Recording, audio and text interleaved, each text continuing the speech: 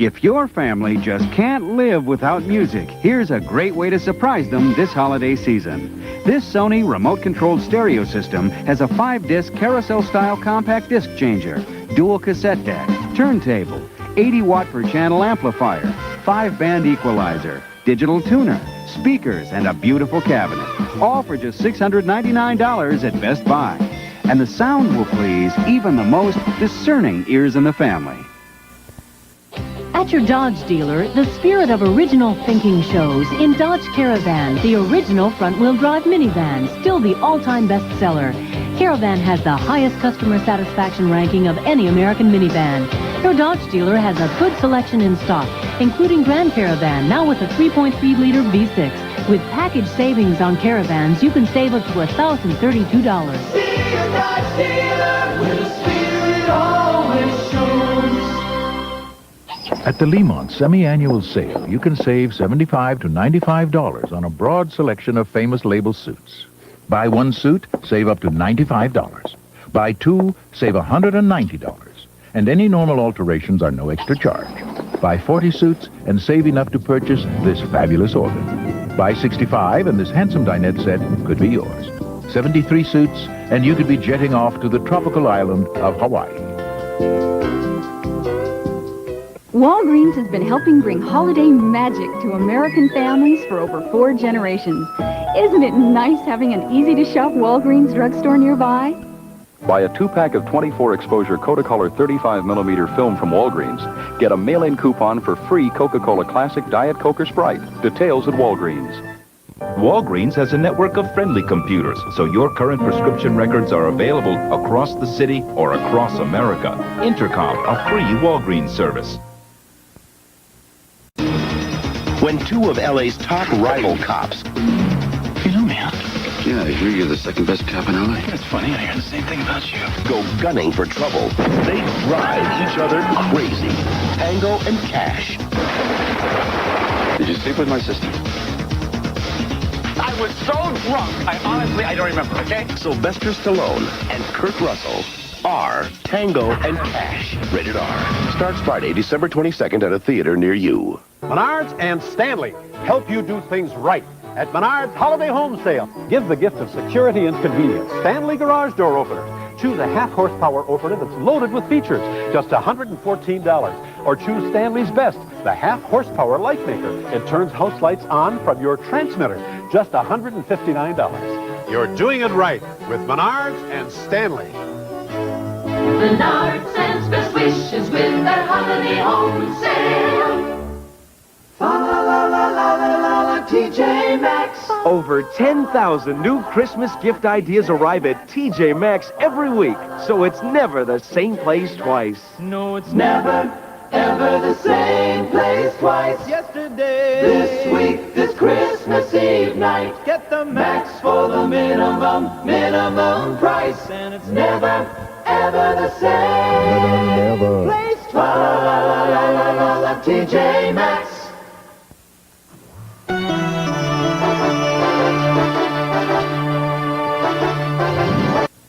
They predicted a gloomy year for everyone. But they didn't count on Mazda, with cars and trucks engineered to feel just right. Now Mazda is racing toward an all-time sales record, with record-setting deals that can save you up to $1,000 now. The Mazda, race to the record. At your Twin Cities Mazda dealer now.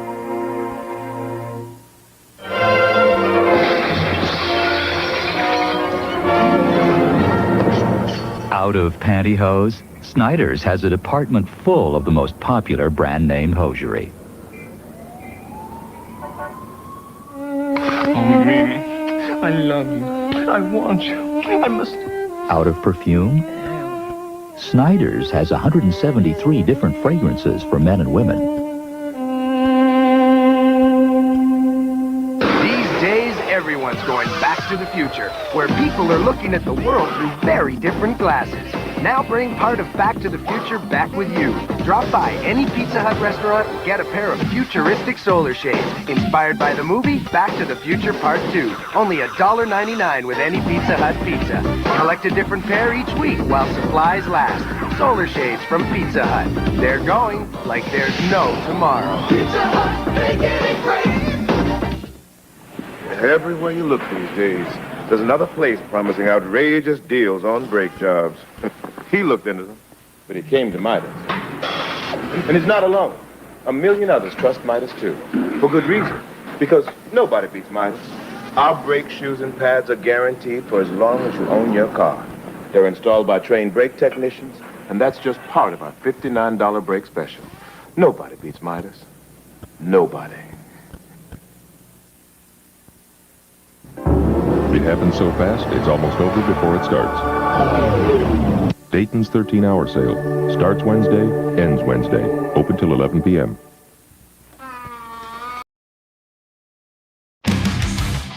Aguero's right about the shoe. The shoe was not the same in the picture shown in court as the shoe pulled from the evidence bag by Trooper Bukake.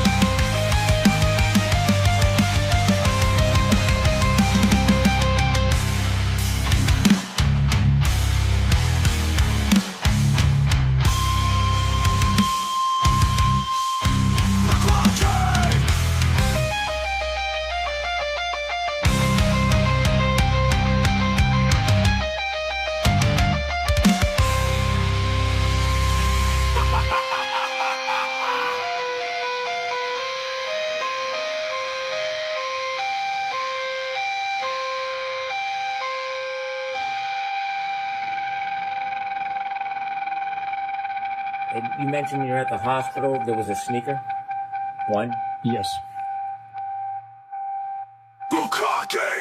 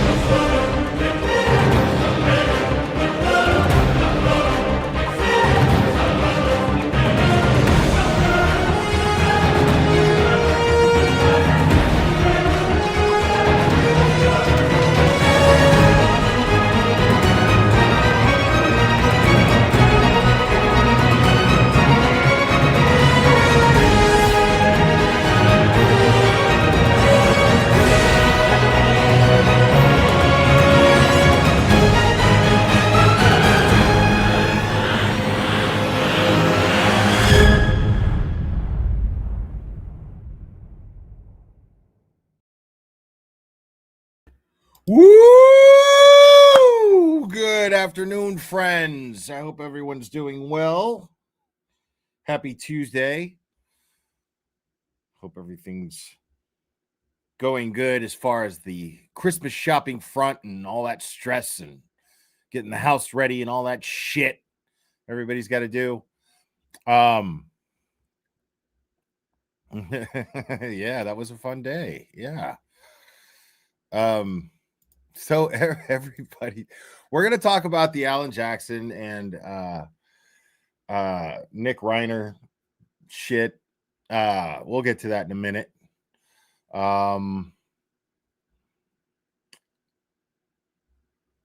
Because honestly, the stuff that I want to go over today is not going to take very long. I'll probably just open up the phone lines for most of the stream and just kind of chill with you guys a little bit. But yeah, man. But almost every day, no matter what, I go live on my members only, and I take my members on a walk in the park with Clubber and I, and people seem to enjoy it. I know I do. So big shout out to all you members who join me for those and catch the replays as well. Thanks for that. And I've got a couple of new members. I got Jill, not Wendy. Welcome to Logic. Donkey's Noggin. Sup, Binga? Yeah. You, Binga. Binga, you. Okay? Guy fucking called me a dick. Fuck that guy. Donkey's Noggin. Out here calling people Bingas and shit. Binga tu. Anyways, yeah, man. It's just one thing after the other, isn't there? So apparently, in regards to I'm guessing whatever's happening with Michael Proctor's phones, the stuff they're discovering on there, because eventually that stuff's going to be out in the open.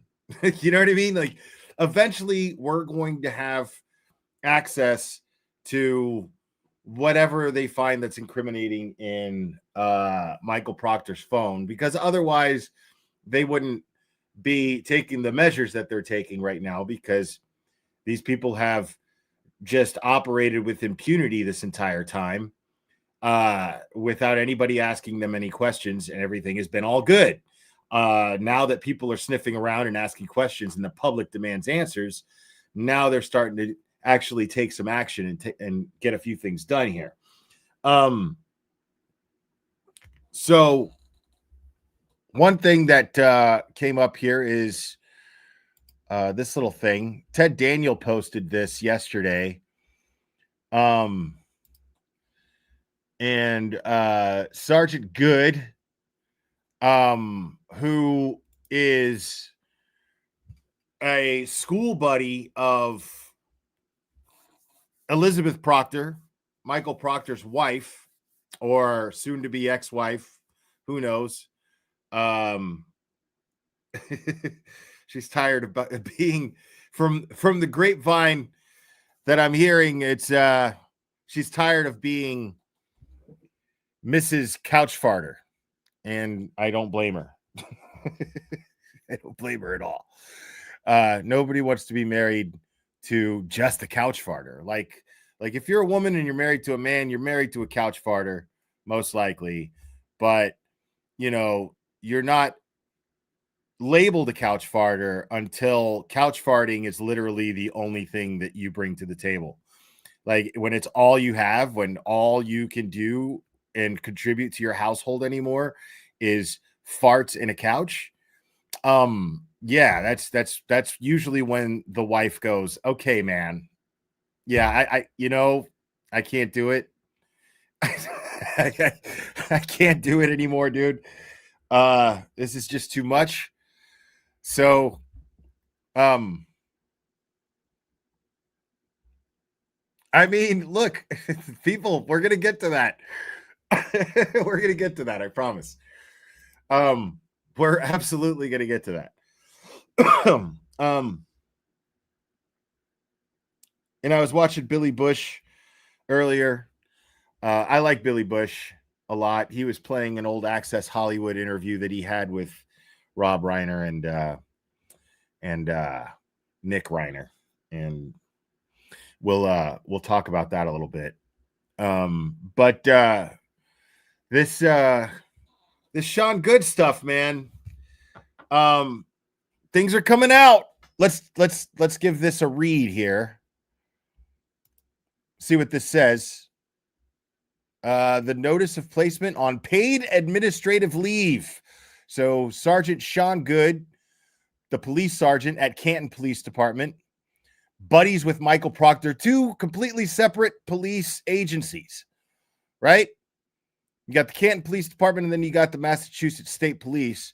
And how convenient that Michael Proctor gets the case where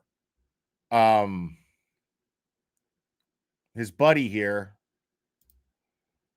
works for the Canton Police Department. Fascinating. So this is them letting Sergeant Good know. Says here, Dear Sergeant Good, please allow this correspondence to serve as a formal notice that the town of Canton is placing you on a paid administrative leave of absence, effective immediately. It's nice that they still get paid, no? Like, why don't they just call them what they are? It's a paid vacation. Like, we're gonna pay you to sit around and wait for us to fire you, is what we're gonna do. But in the meantime, we're gonna pay you. Amazing. Love that shit. Good for you, Sergeant Good. Effective immediately, pending the outcome of an administrative investigation. The matters under investigation include allegations that you engaged in conduct that violated the department's rules, regulations, and policies, including conduct unbecoming of an officer. Donkey's noggin. Happy birthday to the almighty Scott McGinnis. Yes, happy birthday to the almighty Scott McGinnis, y'all.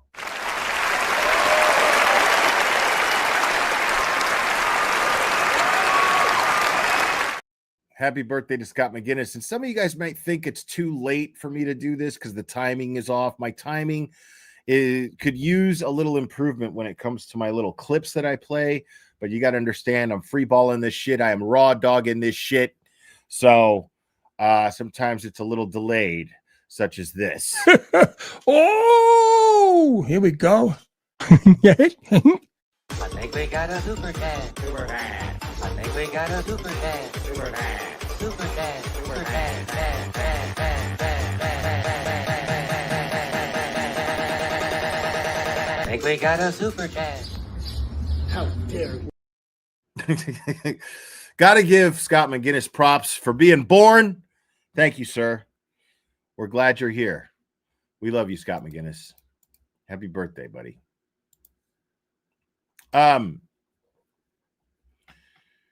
Goes on to say, you are hereby administratively relieved from your duties at the Canton Police Department and from taking action in any manner as a Canton police officer or on behalf of the Canton Police Department unless specifically authorized by the Chief of Police. You are ordered to turn in your department-issued weapons, magazines, ammunition, police identification card or cards, department-issued badge or badges, laptops, portable radio, keys, access control devices, and any other police department records and or property in your possession. So yeah, homie, I'm going to also need the garage door opener. I need all of it. Anything. I'm going to need your embroidered underwear that say Sean Good, Sergeant at Canton Police. We're going to need all that shit. Okay. All of it. We're going to need a stool sample. Okay. Like, this is wild. They're just not even giving this guy any breathing room at all, except they're paying him. You know, there's that.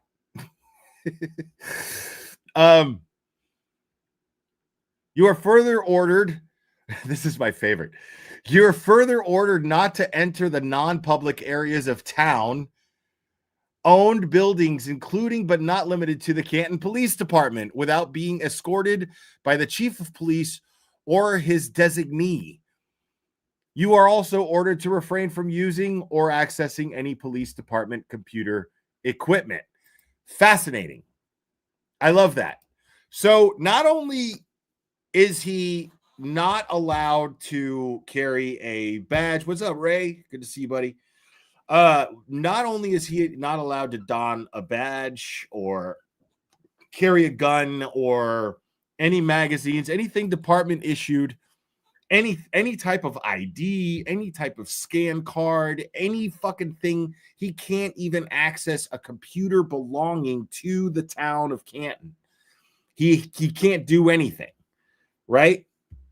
But he can't even walk into the building of the Canton Police Department, which is fascinating. Not only can he not even walk into the building of the Canton Police Department, he can't go into any building that is of the city of Canton. Like he can't even attend a select board meeting. He can't do jack shit officially. Not even unofficially in a space that happens to be official.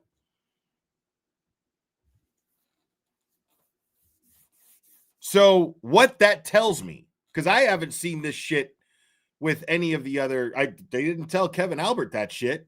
I don't remember them telling Kevin Albert that he couldn't, that maybe they did. I don't know. But I don't remember that.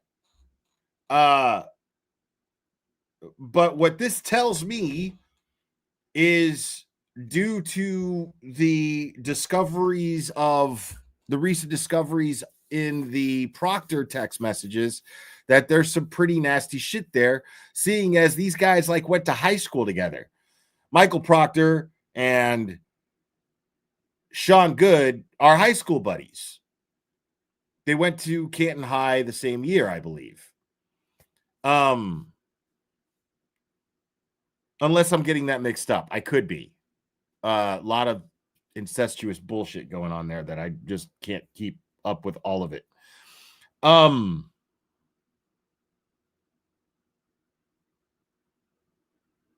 But yeah, he's screwed. In English, he's fucking screwed.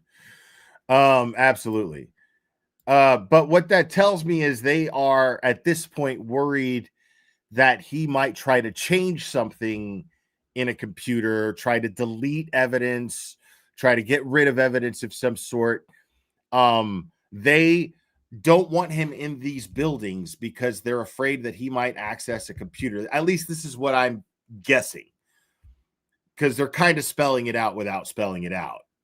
And I'm guessing that it is where they are like, okay, dude, like we don't even want you walking into a building where there's a computer and you can fuck with whatever's going on here, whatever we're investigating. So that's a big deal.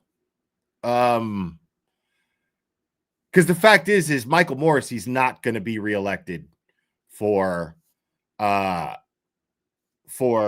Norfolk County DA. And now that we have Mr. Adam Deitch, who is going to run, and his entire campaign revolves around cleaning up the corruption. And in his campaign ad, he's showing photographs of the McAlberts and of the investigators involved with the McAlberts. I think people are starting to panic. And I think that the people who are tasked with the responsibility of disciplining these officers for their misconduct are feeling the heat now and covering their asses. And so when the time comes where Mr. Adam Deitch is in office, or someone like him is in office and starts to clean up, they get to cover their asses and say, hey, we did our part. We took steps. We took measures. We did our part, which is totally what the Canton Police Department is attempting to do right now, in my opinion.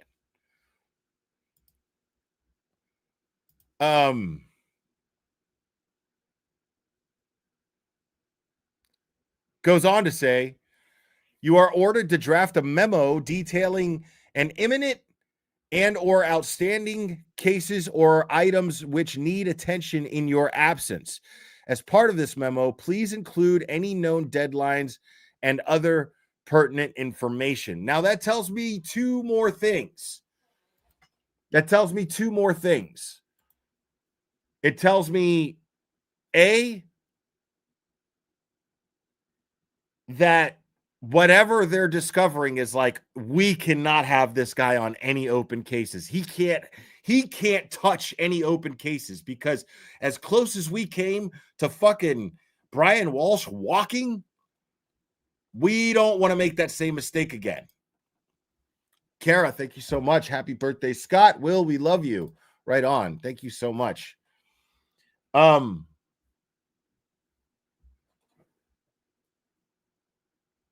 Yeah, it's like we don't even want, like, we can't even risk this guy's name being attached to any more cases, because we can't risk. I mean, this guy, whatever they found is so nasty that they're like, we can't, like, this is bad.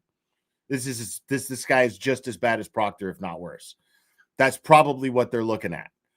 So, and then the other reason I think that is because of all the blowback that they got over Michael Proctor. We're not making the same mistake twice. All the blowback that they got on Michael Proctor was still allowed to work cases when he was not on administrative leave, but he was allowed to work cases when he was under investigation. When he was under internal affairs investigation, he was still allowed to work cases. So his name was still attached to cases where any fucking decent defense attorney can bring him up and make him look bad to a jury if the judge allows it.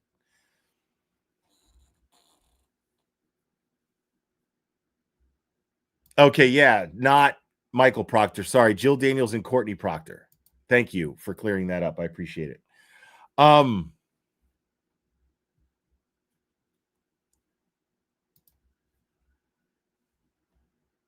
Yeah, this is fucking crazy.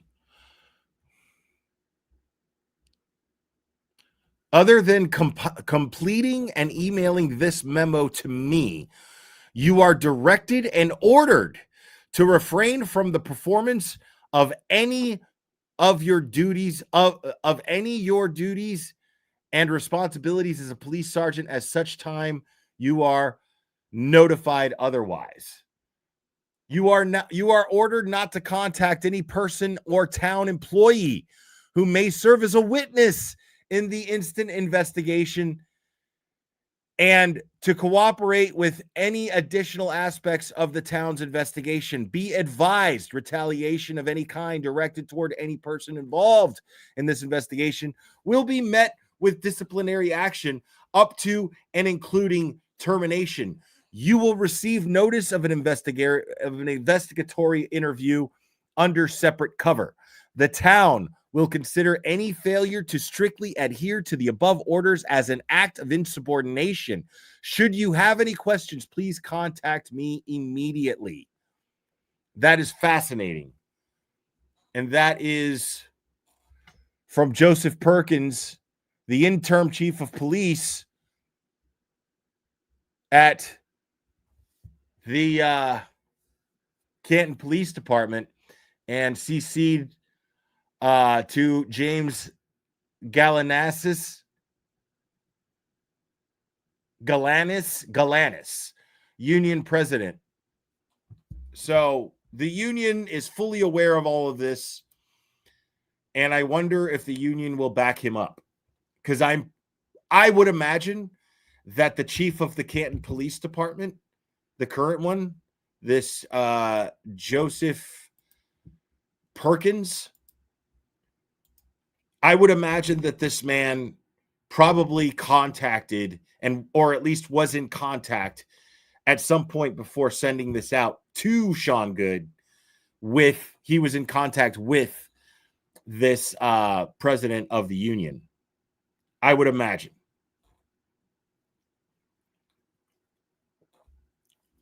And this is just so the union guy has a copy of it. Any negotiations, if any are possible, we're already done. I guarantee. And this dude, I mean, the language in this thing is wild, dude. As Ted Daniel put it in his tweet, I mean, the language in this thing is much different than anything that we've seen yet. And it's fucking great because the language in this thing is very much implying that this is very, very serious. And my hope is that it's so serious that charges are expected to be brought on to someone. That is my hope. Now, it could just be the Canton police crossing their T's and dotting their I's, right? It could just be that. But I find it very interesting that they're like, anybody who may even be a witness in this. And that means fucking anybody that worked at the Canton police at the time of the Karen Reed investigation. Anybody who worked at the Canton police at that time, he can't even contact because they are potentially witnesses. And they're afraid of him intimidating them. They're afraid. They're trying to protect witnesses with this statement, which is wild. This is not the language of the Canton Police Department protecting and standing by one of their own.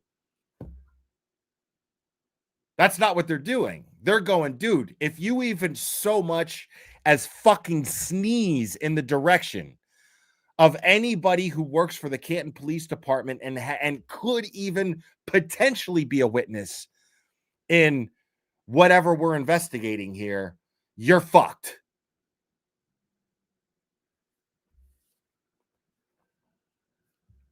That's not language of somebody whose job might still be intact. That dude's getting fired. I'm telling you right now that dude is getting fucking fired.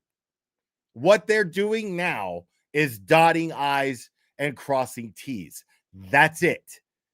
That's all they're doing right now. They're just officially going through motions.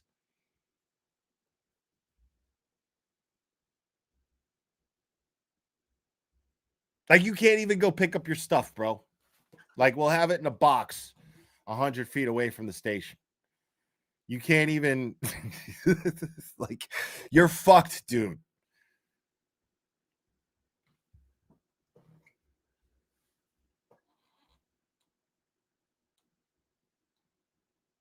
Oh. What in fuckery is a couch farter? A couch farter is a disgraced, bigoted, sexist, shitbag, fired law enforcement officer with a drinking problem and an affinity for Twinkies and corn nuts who farts in his wife's couch all day now. That's a couch farter. For those of you who are asking. Betty Swallow. That's what a couch farter is.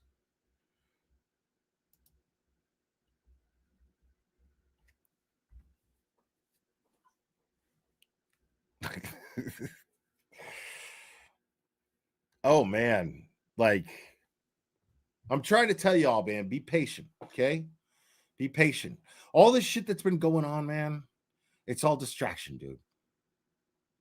If you're on Twitter, that shit's just all distraction, okay? All right? Those of us who are out here to get shit done, we're out here still getting shit done. We're out here still focused on what matters. We're out here still putting pressure on these motherfuckers. Okay? Rest easy. Because Turtle Boy, Aiden Carney, Dr. Turtle Boy, Mr. Media is about to fucking blow this whole thing wide open if this thing goes to trial. And I'm not going to spend too much time on that, but let me just make a side note here. If you are listening to people on Twitter and getting your information from just random, especially fucking bullshit sock accounts, you're fucking retarded. Like, seriously. And there's a lot of you out there, man. Sorry to call you out, but it is what it is, man. All of you guys going, oh, Bettero quit, Bettero quit, Bettero quit. You're fucking retarded because there was nothing tangible to support that information. There was absolutely nothing. Either that comes from Aiden or it comes from Bettero. Maybe Bradle. But to hear it from a psycho who has proven to be psycho and then go, oh my God. Like, you must be stupid. You must be stupid.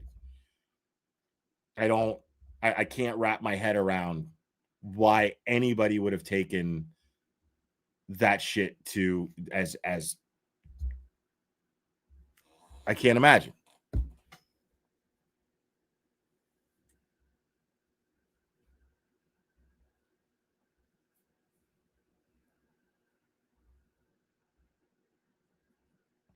I mean, I'm being honest with you. I don't care who you heard it from. I don't care who you heard it from. I don't care if it's somebody who I know or don't know or like or dislike. If it's not credible information, you're adults. You have the fucking you have the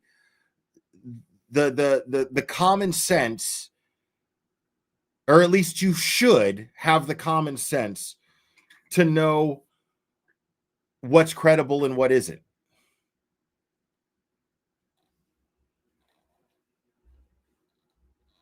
I mean, that's just the truth. I'm not going to coddle you, and I'm not going to sit here. I mean, this is the kind of shit that gets me losing subs. That's fine. I mean, but I'd rather lose subs than sit up here and fucking coddle you. You're grown-ups. You're adults. You guys know better. You know? Like, if I didn't buy into it and I had enough common sense to go, okay, well, where's this information coming from? I don't know if this is like real or not. You know, if you didn't have the common sense to do that, I can't help you. I mean, what do I talk about on here all the time?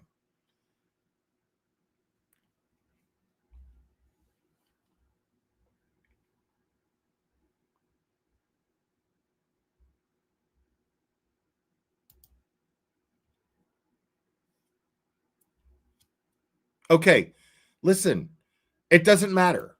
And sorry if Jess gets mad at me, whatever. But the fact of the matter is it's not reliable as far as being public information unless it comes from Aiden himself. It's simple. It's not reliable as public information unless it comes from Aiden himself. Okay?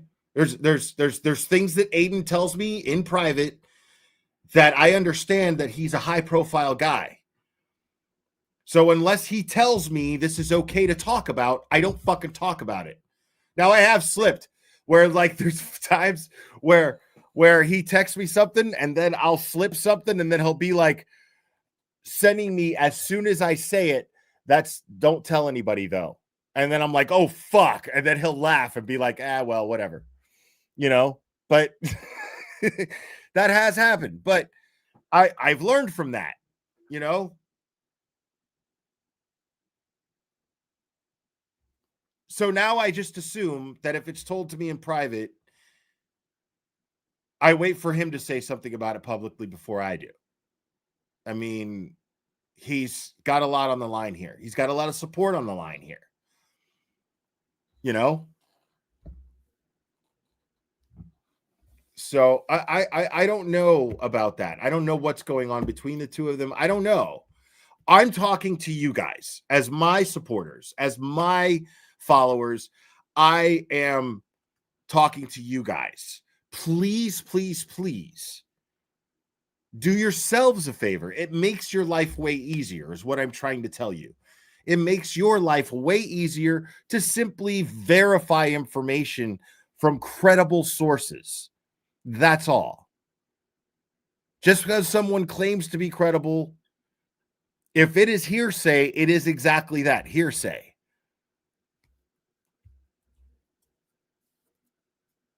If I ever sit up here and tell you something about Aiden's situation that we're all talking about, if I ever sit up here and tell you something like, well, Aiden told me this, that he hasn't told everyone else, take it with a grain of salt. Don't fucking invest in it.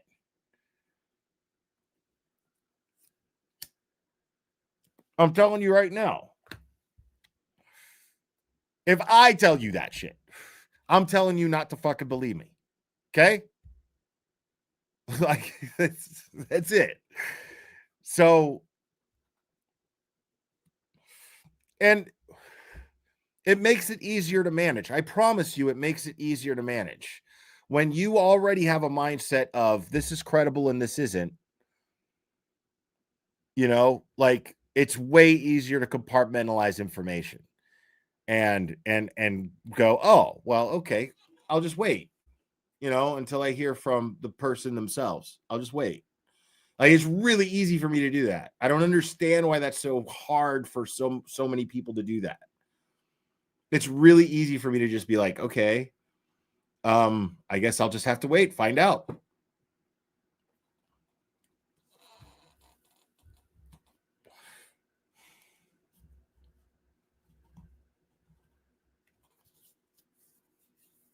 I mean, as candid as the fucking guy is, it's not like he deprives you of much. You know what I'm saying? Like, the guy goes live 3 times a week, twice on YouTube, and he tells you already way too much in some people's opinions. He tells you way too much. You don't think that if that were the case, he would have fucking told you? He would have made a post? Something? Come on. You know what I mean? We're talking about Aiden here, dude.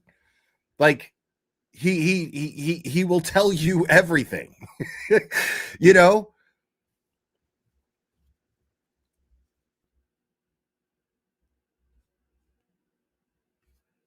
Like, he loves for his shit to be out in the open. That's what protects him.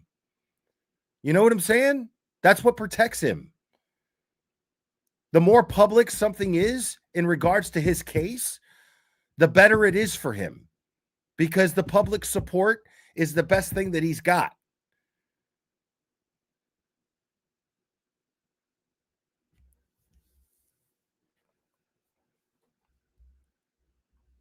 That's why he pulls his phone out every single time he has to interact with somebody, because he memorializes everything. I would imagine, never talked to him about it, but I would imagine that a lot of the mindset behind Aiden being so candid when he's doing live streams or when he's writing articles is to memorialize things so that it doesn't just disappear like a fart in the wind or a fart in the couch. So it doesn't do that.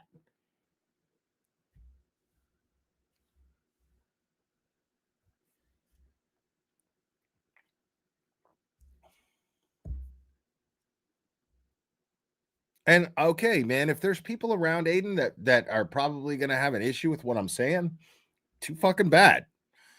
I mean, my loyalty is to my followers and my channel. And I'm not, if I have the opportunity to tell you something that's going to save you a whole lot of fucking stress, I'm going to take that opportunity. You know, like, it's so silly to have sat here and worried about this.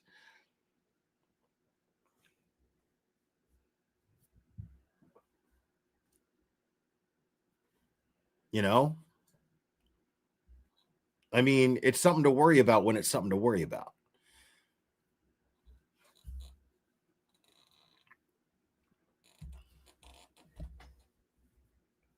And I'm sorry if you feel I'm talking down at you. I don't mean to, man, but you can't have it both ways. You guys like me because I fucking keep it real with you. Well, this is me keeping it real with you. You know? Like, I love you guys, and I don't want to see, like, it's already bad enough out here, dude. Like, it's already fucking bad enough. You know, there's no need to worry about things that we don't need to fucking worry about.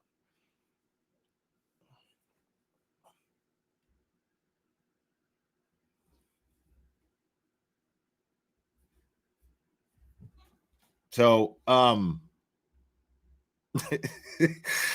speaking of which, everybody's talking about Alan Jackson. Okay.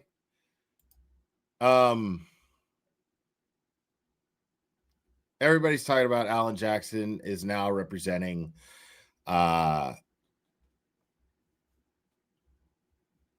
Nick Reiner, who on Sunday night allegedly stabbed his father, Rob Reiner, an American treasure, in my opinion, and his mother, Michelle, Rob's wife, to death. And it's tragic. And I hate using cliche words, you know, but it's nothing less than that. I mean, in my opinion, Rob Reiner was an American, and in the words of James Woods, who does not see eye to eye with him politically, an American patriot. And I believe that. And I do believe that there are Democrats and Republicans alike who are true American patriots.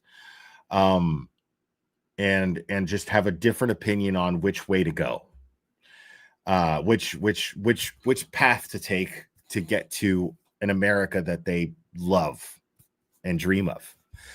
And I don't want to get too high on a soapbox here, but you know, I'd like to see an America where this is more accepted.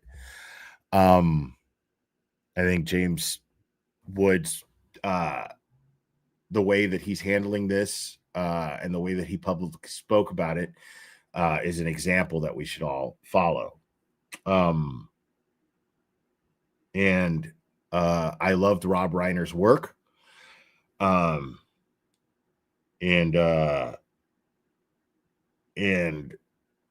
it would have been nice to have seen more Rob Reiner magic on the big screen for the next few years. And we'll never have that again because of his own son. Now, I don't know what the details are as far as mental health and all this sort of thing. I talked a little bit about that on my members only stream earlier. If you guys want to hear me talk about that, you can go watch the replay on that. But it is now said that Alan Jackson is representing Nick Reiner. And it says here, Nick Reiner's lawyer, Alan Jackson, this is the New York Times, people, said his client still needed medical clearance to attend. The son of Rob and Michelle Reiner is being held without bail. Was that televised? On suspicion of murdering his parents. If I can get a clip to that court hearing, that would be great. Here's the latest. Nick Reiner will not appear in court on Tuesday because he was not medically cleared to be transferred from the jail to the courthouse. His lawyer, Alan Jackson, told reporters at the courthouse, he said getting medical clearance was standard procedure and didn't give additional details. The Los Angeles district attorney is considering charges against Mr. Reiner, 32, who is being held without bail on suspicion of murder and the death of his parents, celebrated Hollywood director Rob Reiner and his wife, Michelle Singer Reiner. The Reiners' bodies were found in their West Los Angeles home on Sunday afternoon and had been stabbed to death, according to two people briefed on the investigation who were not authorized to speak publicly. Nick Reiner was arrested on Sunday. He had spoken over the years about his struggles with drug abuse and periods of homelessness that began in his teenage years. He worked with his father on a movie loosely inspired by his early life, Being Charlie. A person who attended a holiday party at the home of Conan O'Brien on Saturday night, speaking anonymously to preserve relationships, said that Rob and Nick Reiner had attended and argued there. Here's what else to know. The Obamas, Michelle Obama called Rob Reiner and his wife the most decent, courageous people you ever want to know, and said on Jimmy Kimmel Live late Monday that she and her husband, former President Obama, okay, I don't care about that stuff. Sorry, I just don't. But I will read about Rob Reiner here. He was a popular sitcom actor before directing a slate of beloved films, including This Is Spinal Tap, When Harry Met Sally, and The Princess Bride. He later became a force in California and national Democratic politics, championing same-sex marriage and other causes. At 78, he had 4 children. 3 were with Miss Reiner, Jake, Nikki, and Romy, and a 4th, Tracy, was previously adopted with actress and director Penny Marshall. Michelle Reiner, a photographer and later a producer, Ms. Reiner inadvertently altered the course of movie history when Mr. Reiner spotted her on the New York set of the romantic comedy When Harry Met Sally. The pair later married, and their real-life love story influenced him to change the ending of his most famous movie. Oh, shit. I can't read the rest of it. Okay. Well, whatever. I'm not subscribing to the New York Times. But you get the idea. So, yeah. Alan Jackson representing Nick Reiner. Nick Reiner, let's face it, is probably guilty. Or at least is the person who did this. Now, whether or not he's guilty because of, or whether or not he's not guilty because of mental health issues or whatever, I doubt it. I don't think addiction counts as a mental health issue that excuses you from murder. So no, see, this is the stuff I don't want to fucking hear, but I'll highlight it anyway. And I don't mean any disrespect to you. It's just, I understand the mentality. I just simply don't agree with it. Addiction destroys your brain. Horrific crime. AJ representing him could ensure mental health treatment as his parents would want. Now I'm not assuming here that you are defending his actions because he had brain rot due to addiction. I'm not assuming that, but I'm going to say that again, that's not going to be a proper defense. That's not going to work. You know, and it could ensure mental health treatment as his parents would want. Now, here's the thing. This is where things get tricky because obviously the Reiners put a lot of time and love into Nick. Okay. I don't want to get copyright struck, but I watched the Access Hollywood interview that he had with Billy Bush, Nick Reiner, and Rob Reiner after making Being Charlie. I guess that's the name of the movie, Being Charlie. I never saw it. I don't know. But okay, so TMZ interviewed Alan. Let me see if that's on their YouTube.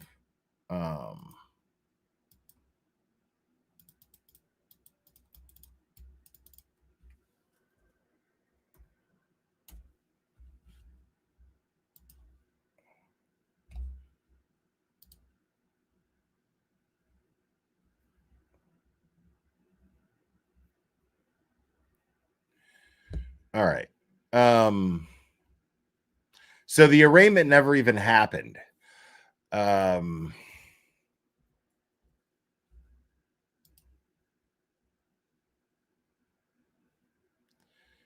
That's 22 hours ago. This is the only one I'm seeing from TMZ. 3 hours.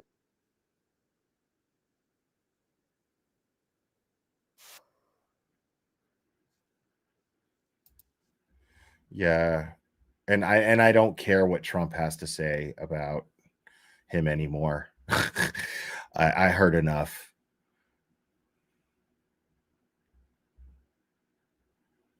Yeah, there's the Access Hollywood thing, but I think that they would strike me for playing that because I think that's copyright protected. But I'm not seeing anything. Yeah, I know TMZ, but TMZ is aggressive in getting the information, and they're usually pretty accurate. So, but here's okay. Let's talk about Alan Jackson representing Nick Reiner.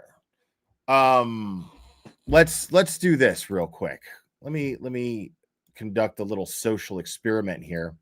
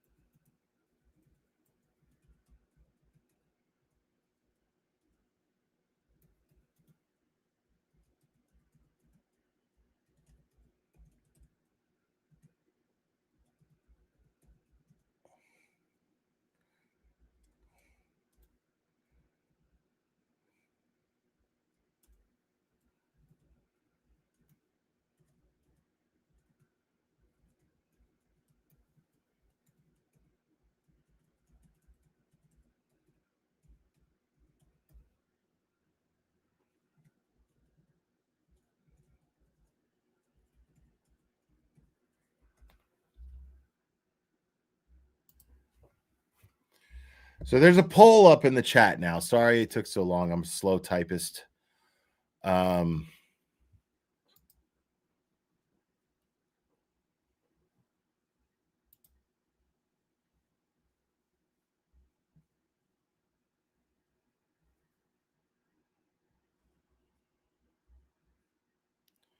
want to get people's feel on this. See, this is why I love you guys. I love my chat.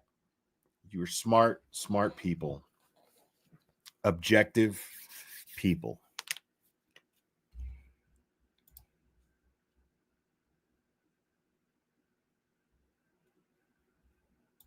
And I completely agree. And I mean it as a compliment. I completely agree, Ms. Garbage Brain. And I mean that as a compliment 100%. Because I mean, you're looking at there's 250 some odd votes here now, and 91% of you say no, it doesn't affect you at all. And I completely agree with you. I am completely with you on that. I think that AJ is a defense attorney. I think he is a high profile defense attorney. I think that he is a Hollywood high profile defense attorney. And this is right up his alley. And just because he represented an innocent client that we were all very passionate about, does not mean that he's always going to represent innocent clients. So AJ is going to do everything that he can to defend Nick Reiner, regardless of his actions, because that's his job to do. That is his constitutional oath that he's taken. That's what his job is. Exactly. Gigi has got your back 100%. And I got yours. Cat Randall gifted a membership. Thank you so much. We love it when people gift membership.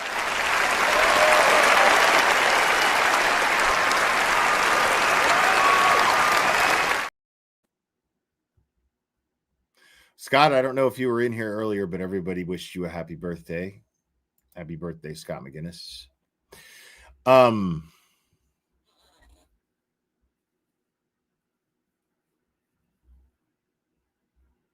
Yeah. I just simply don't see the controversy when it comes to AJ representing this person. Now here's my opinion. Now I still need all the facts of the case. Okay. Nick still deserves to have his civil rights protected 100%. 100%. But here's my take on the whole mental health thing. One thing that stuck out to me in Billy Bush's interview with him on Access Hollywood was Billy asked him something to the effect of, if there was a way that your parents have gone about dealing with your issues, your addiction, and blah blah blah, what something to that effect. He asked him something to that effect, and Nick Reiner's answer to Billy Bush was, well, telling me that, I'm an adult and I'm on my own and I've got to figure things out for myself. That's really, and I'm sitting there watching that and I'm going, holy shit, this is what I thought it was. This is an entitled little shithead. Because here's the thing, is addiction is a disease, but it's not a disease that you become victim of. Okay, you don't get to claim victimhood of being of the affliction of being addicted to something. Okay, this is something that you made a choice yourself to engage in, and you did it to such a level that you allowed yourself to become addicted to it. Because nobody goes into that not knowing that the drug that they engage in taking is addictive, or they all know it. Nobody goes into that not knowing that. And so as it progresses, they make excuses as to why their addiction is okay. And Nick Reiner strikes me as my daddy is always busy, and my mommy is always busy, and my mommy pays too much attention to her wardrobe and not me, and blah, blah, blah, blah, blah. So I turned to drugs and I stole money from them because fuck them, they didn't give me enough love, and blah, blah, blah, blah, blah. And at some point, Rob Reiner's approach to parenting is, I'm never going to desert you, but I cannot enable you. You are taking advantage of the fact that I am always here and bailing you out of shit and giving you money. And I am only feeding your addiction because you are not meeting me halfway to better yourself. You lack the desire to get better. I mean, the man is in his fucking 30s. I think they said he was 34 years old. At 34 years old, you're old enough.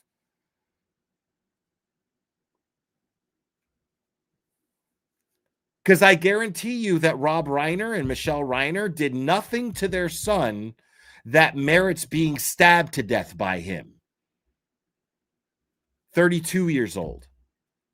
Did nothing to their son that merits them being stabbed to death by him. I guarantee you. Because it is not.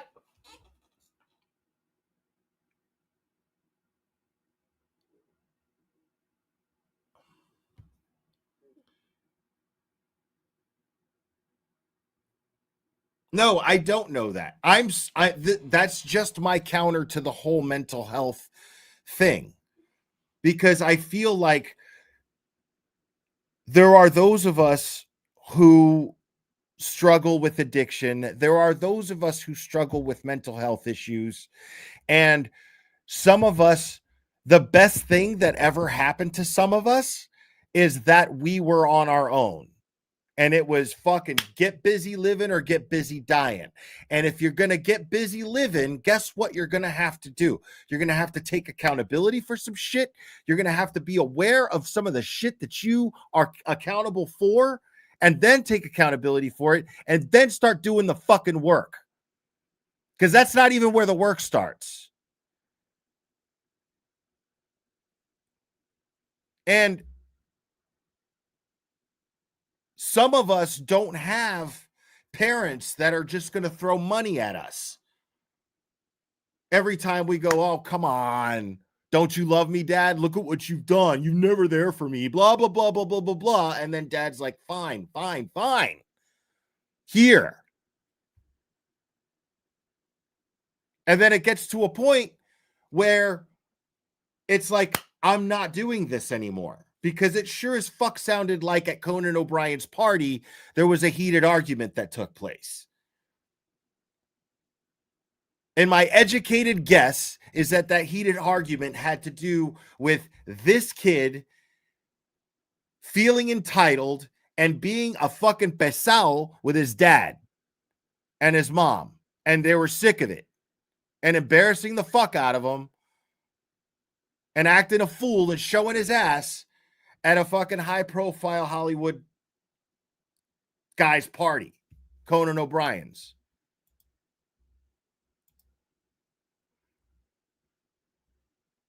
Yeah. And you know what? Who knows? Maybe Alan Jackson's defense for him is going to be totally fucking legit. Maybe there is a mental health thing that was overlooked, but it doesn't sound like to me. It sounds like we're dealing with that.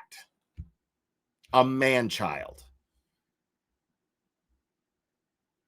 Same shit. I'm not going to get, just because he's Rob Reiner's kid, I'm not going to give him any more grace than I would give the fucking mass shooter who whined and bitch about mommy and daddy as an excuse when they make manifestos to fucking shoot up schools and public places.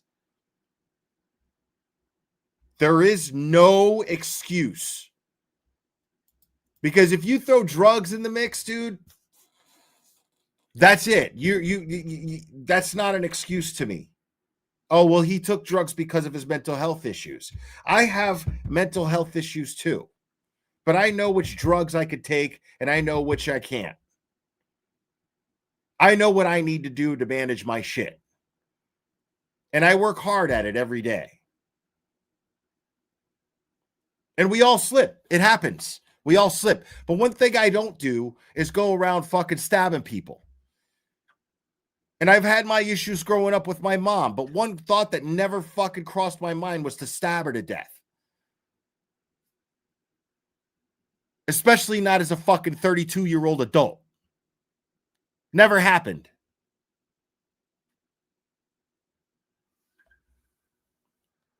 And it sure as fuck sounds like to me that if he had the kind of mental health issues that merited being fucking locked up, if he showed signs of being homicidal, his parents would have fucking acted on this.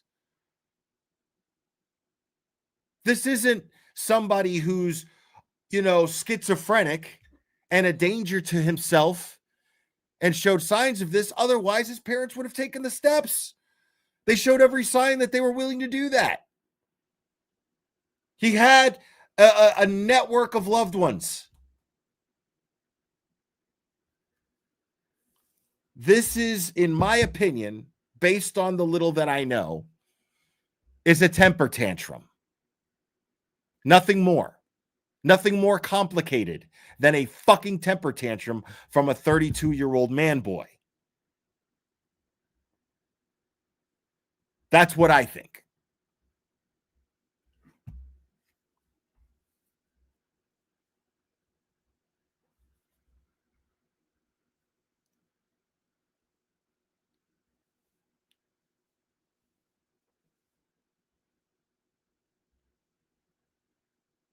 Like, dude, you to claim insanity you have to have like a complete lack of touch with reality.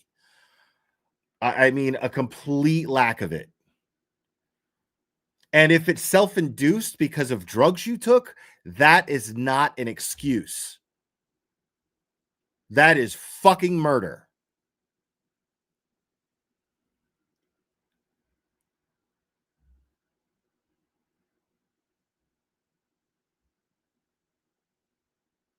Like, if a guy is a fucking drunk, a bad drunk, and he beats his lady all the time, do we sit there and go, oh man,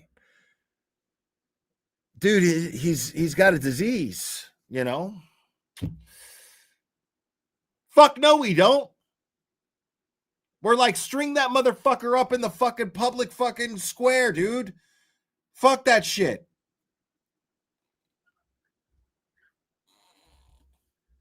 You can't handle your liquor, don't drink.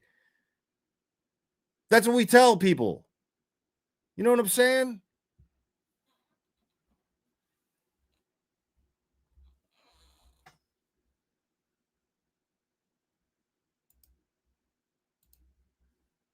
It's just silly to me, man. Silly to me.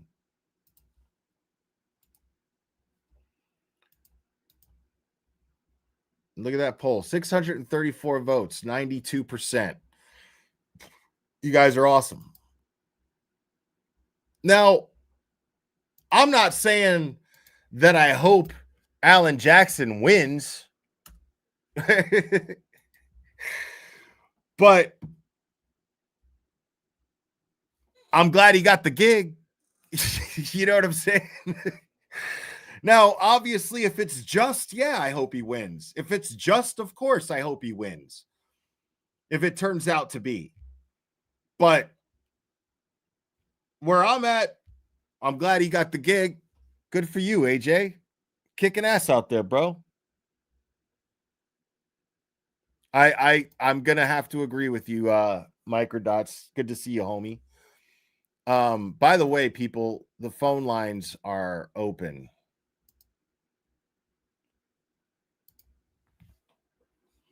So I'm gonna take a couple calls.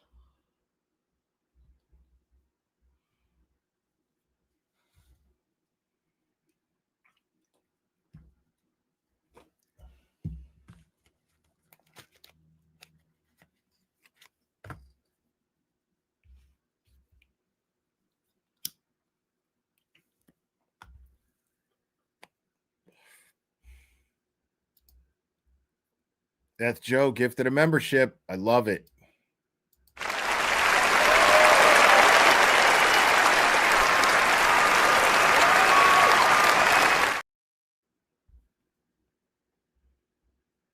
I don't have it on. Okay, cool.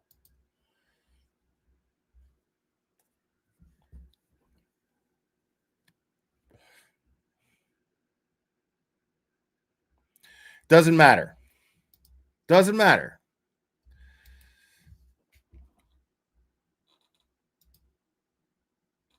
What if, and Liz88 gifted a membership. Thank you so much.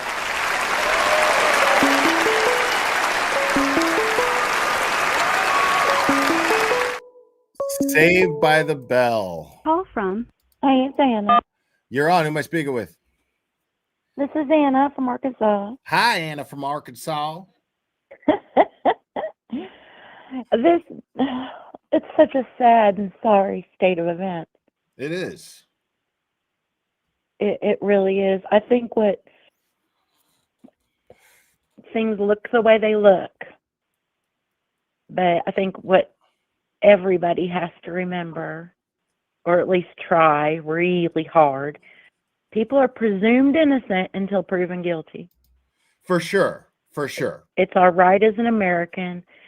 You know, there's nothing that'll ever make me not like Alan Jackson. He's doing his job. He's a defense attorney. Agreed. And if he's innocent, then he's innocent. But I mean, based on what we know, it's either him or Billy Crystal that fucking did it. So exactly. And I'm not leaning towards Billy Crystal. You know what I mean? Did you see the press conference? No, I that had the not. police put on? I had not seen that. No. We watch a press conference on the West Coast, Okay. and damn if there was not a rehomed Massachusetts cop talking. Yeah. I mean, what I believe... I got PTSD from that, I swear it. Well, what I believe took place is, Alan Jackson is doing his job. He's like, we need to medically clear him before arraignment, which is what he's doing, is buying time to confer with his client. That's what he's doing, Yeah. which is fine. You know what I mean? Like, that's just good lawyering. Good for you, AJ. Knock yourself out, dude. But it sure smells like he's fishing for an insanity defense already out of the gate. But I don't know. Well, I don't know what the fuck I'm whole talking about. thing stinks to high heaven. I agree. And I mean, it seems pretty clear, regardless of anything. I was just saying, because I've seen a lot of pretty nasty comments, and I'm just saying, I have a lot of them inside my head myself. But and I'm not at the whodunit phase yet in this whole thing. I'm still in, I hate the fact that I'm never going to see a Rob Reiner new movie again. You know what I mean? Our beloved meathead. Right. I'm still in that phase right now. As a movie buff, growing up with the guy, growing up with his work, I'm that's where my head is right now. He directed fucking Misery, dude. Misery is one of my all-time favorite movies. And, and I don't know, I grew up with him as Meathead. Yeah. Like, I grew up, sitting in front of a 3-channel TV with rabbit ears with your parents telling you to change the channel. Yeah, I remember those days. There was Archie being a blatant racist and Meathead, being a devoted liberal. I would label Archie Bunker more as a bigot than a racist. Yeah, a bigot. Yeah. That's much better. A bigot. Because I think I mean, not in real life. A racist, there's hatred in racism, where bigotry is just fucking ignorance and stupidity. Archie didn't hate anybody. He just didn't know any better. And I'm not defending bigotry. I'm saying there's a difference, is all I'm saying. But I mean, the just when I saw the news from it, I mean, I sunk. I was like, how? Why? What? I didn't know. It gave me the same feeling as I got when I found out about Phil Hartman. Yeah, when I heard about Phil Hartman, that blew my mind. I was like, oh my God. It's the same shock. Now, I didn't really become a news radio fan until after he died. But then it became like my favorite show. I just was catching reruns on it at a certain time of day. I was absolutely in love with that show. I was like, poor Andy Dick, and oh my God, it's one of the most underrated sitcoms of all time, easily. But Phil Hartman, I loved Andy Dick on that show, and look what he's going through now. Yeah, he's. I mean, he's going through it, but I don't see him stabbing people. You know what I mean?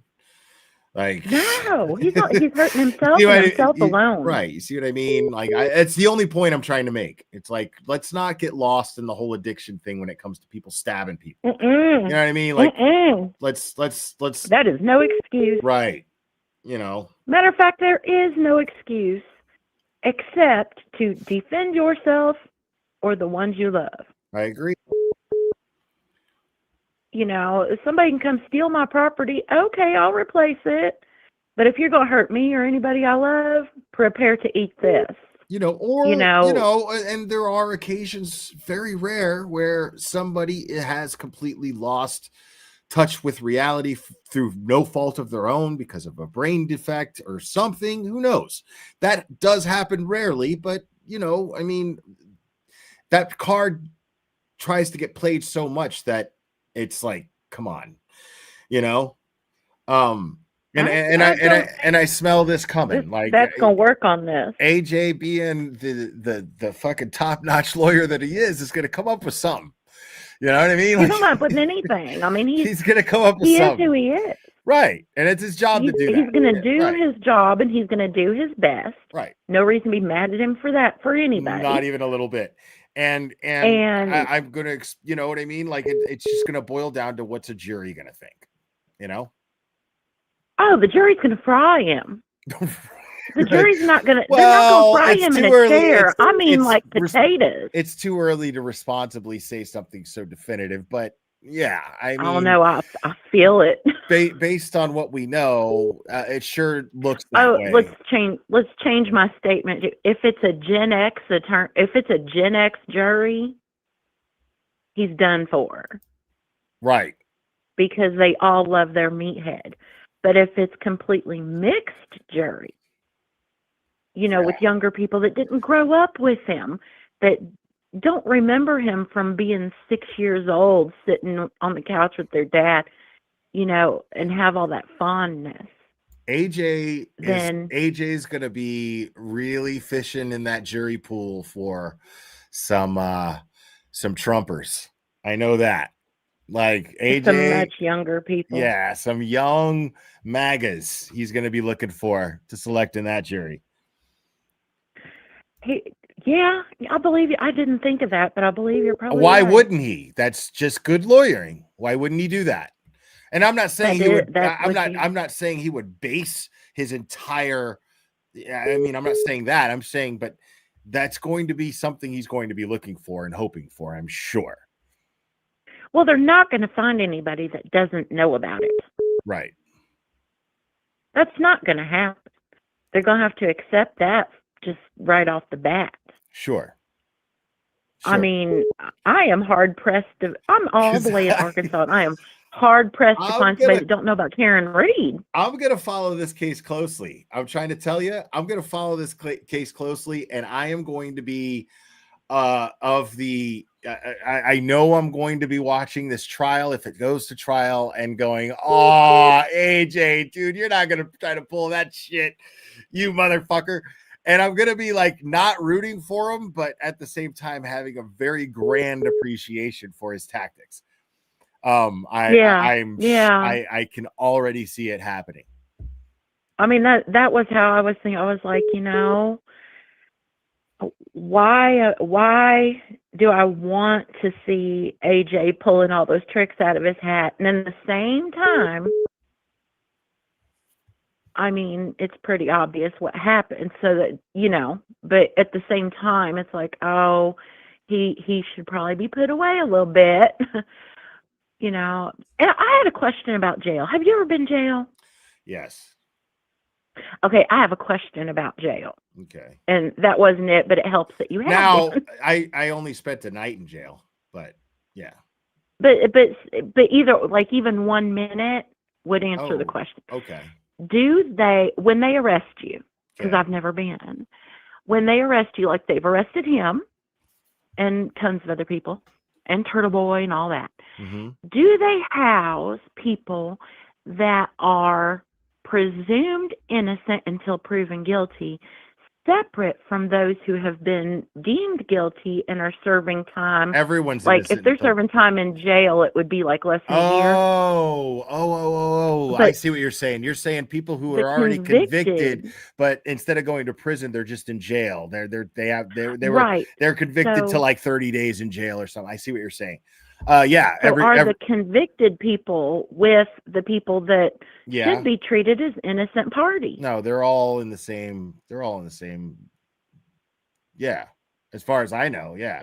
And I think it depends on this. Wrong. I think it depends on the same.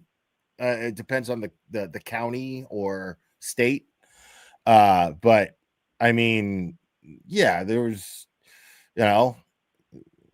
So somebody who is absolutely innocent. I got court tomorrow, blah blah blah, and then the other guy's like, I got 20 days left on my sentence. You know, I mean that's so like if somebody is absolutely innocent, like even the police know it. They just got to get to court and say so. Right. But they still have to hold him there until he has his hearing. He still gets treated like a common criminal, like somebody who's been convicted. Well, I mean, I think they send more violent offenders to prison. You know what I mean? I think there's probably a system in place where they decide who goes to jail and who goes to prison to depending on their sentence. Obviously, if they're violent offenders, there's going to be prison time if they're convicted. They're not going to be, hey, you got 30 days in jail. You get 30 days in jail for not paying a fine, or shit like that, or having a bench warrant because you didn't show up to court for something stupid. You know what I mean? Like that's yeah. So that's the kind of people they keep in the jail with the other people. Right. Yeah, they're not going to keep you in jail with convicted child molesters. You know what I mean? And rapists. Oh, okay. Right. Yeah, I was so confused about that. I was like, let me ask. I don't want to be offensive. That's actually, that's a really good question. That's definitely something to think about, because you're like, okay, well, I mean, yeah, like people who are held before trial who are presumed innocent until proven guilty, why are they housed with the very same people who have been convicted and are presumed guilty? Agreed. That's kind of crazy when you think about it. But I think it just seems odd.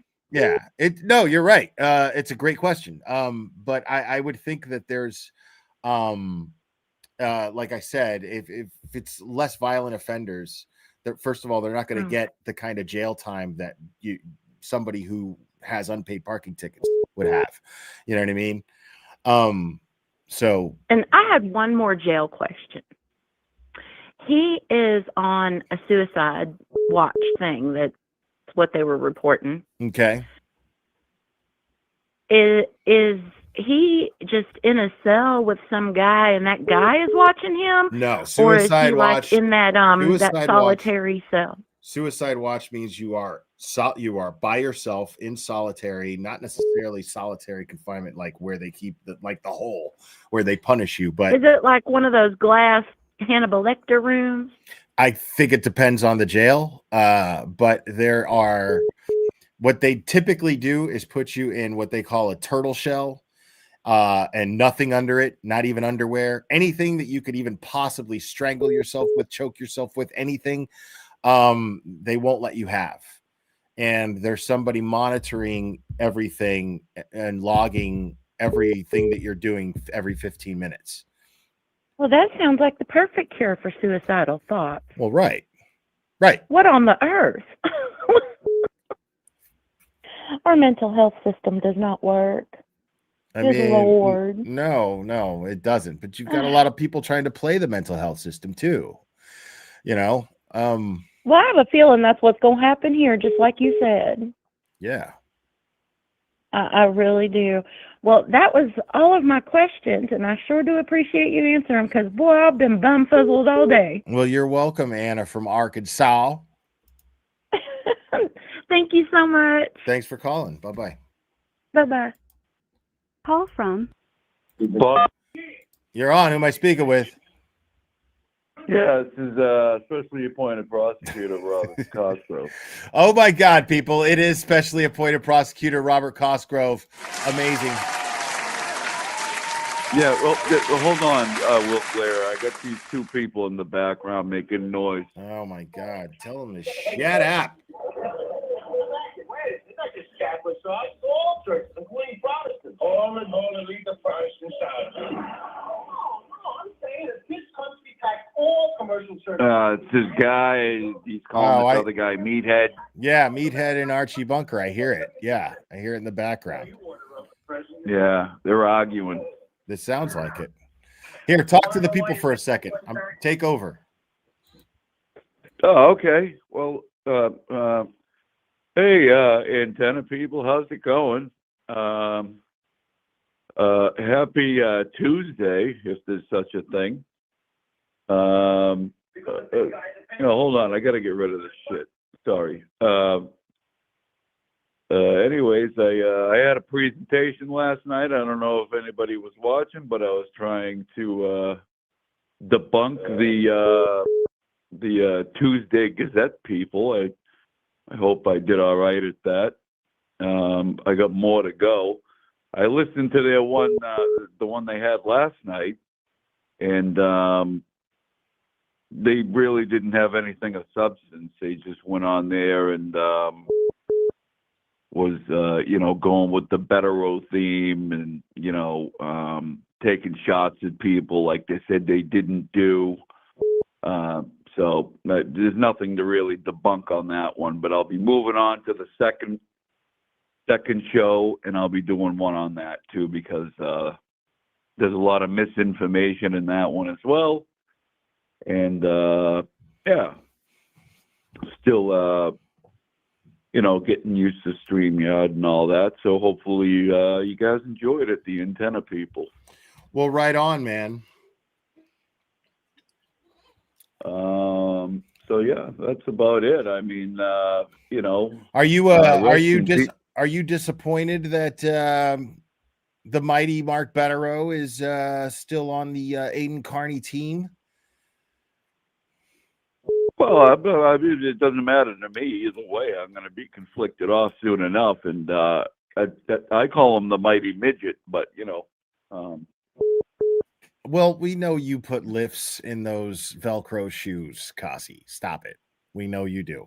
I don't know what you're trying to pull here. Well, I want to get the ones that light up when you walk. And the little roller things on the heels, right? Those are pretty cool. Do they have those? Yeah, I don't know. I mean, I don't know if you could still get them, but I bet you'll find them. Like, those are to find a pair in your size would be a treasure to find at a yard sale. A treasure. Well, I'm thinking about okay, this is what I'm thinking about doing. I'm thinking about taking my Velcro shoes and then getting another pair of the light up shoes and then getting another pair of the roller shoes and bringing them to a cobbler and having them put it all together. A cobbler. A cobbler. Really? Yeah, you know what a cobbler is? I do know what a cobbler is. Yeah, there's not many around anymore, but I would imagine there isn't. No, that's why I was like, I want. Okay. Yeah, I want to. So, like when I'm in the core room, I can roll around and shit, and the lights will go off. I think there's a cobbler next door to the blacksmith. Yeah, there probably is. And next door is the seamstress. The seamstress. Right? And across the street is where they have the kick press. Yeah, the kick press. Right. Yeah. Yeah, it's all in the same area. Where you get your news. Yeah. From the kick press. Yep. That's where the transformers are for the telegraph. Okay. You know what I mean? They're all in the same area. Everybody's riding around in Model Ts and Packards. Model Ts. So, Model Ts. Model My T. God, that totally reminds me of this SNL skit. It was just fucking so funny. Will Forte and Kristen Wiig as these singers, and it was one of those record album commercials. I love those. And all the songs were about Model T cars, and it's stupid, but it was hilarious. Yeah. I talked to Turtle Dove on Spaces a couple weeks ago, and okay, people were coming at me about my Velcro shoes, as they often do. I can't imagine why they would. I was a little salty that night, and I said, low-hanging fruit to go after the low-hanging fruit. It's punching down, but I fed into it a little bit. It's nice to know I'm better than that. I said, your great-grandmothers weren't complaining about the Velcro shoes when I was banging her in the back of Model T. Wow. Kasi, that's gross. I mean... Yeah, I mean, I get a little salty sometimes. I mean, I'm allowed. Hell, dude! What the fuck? Yeah, I know. We all know. I mean, as you can see in my filings, I say crazy shit sometimes. You do say crazy shit sometimes, sir. Yeah, it's true. After all, I am human. Yeah. But anyways, rest in peace, Meathead. Yeah. Rob Reiner. Do you remember his old man, Carl Reiner, was in The Jerk? and he had those glasses on, and he was cross-eyed because of the thing. You remember? I remember laughing at that hysterically as a little kid. I totally remember that. And that, and around the same time, I had first seen Zorro the Gay Blade 2, which has nothing to do with Carl Reiner, but I remember like laughing, like me and my brother and my cousins. This was one of those things that we would laugh at as kids all the time. Like, I believe the Zorro is a poof. Yeah, We used to the crack Jerk up at that may be shit. one of the. The Jerk may be one of the best movies of all time. That would Jerk be a was a good lot. one to watch. Yeah, We'll have yeah. a watch party. The Jerk was funny. The Jerk was funny. Oh my God, just class! I found my special and Carl purpose. Reiner was awesome in the Ocean's movies too, man. He was great. That was Carl it Reiner. was a great way for him to go out, was to have that on his resume with those Ocean's movies. He was awesome in those. Yeah. Talking God, 70 years of entertainment from those two guys, probably. Yeah.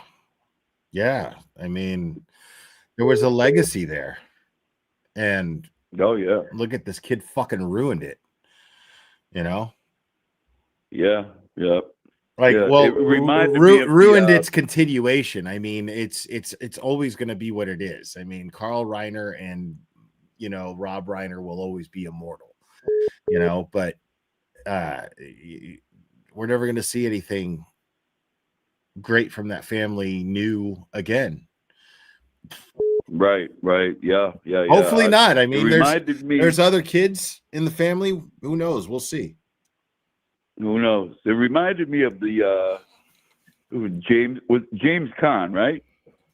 A while back, was it James Caan? Yeah, Jimmy Caan. Oh no, it was Gene Hackman. Gene Hackman. Sorry. Yeah, he's great. Yeah. But that was tragic.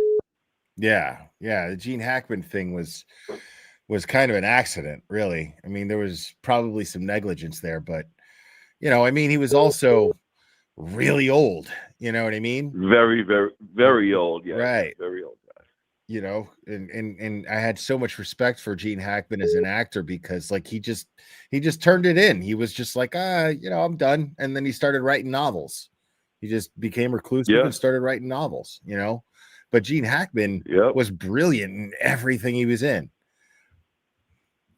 Yeah, I get Hackman and who's the guy? Oh, James Caan. I get those two mixed up all the time for some reason. That's weird, but I get it. Yeah, a little weird, but whatever.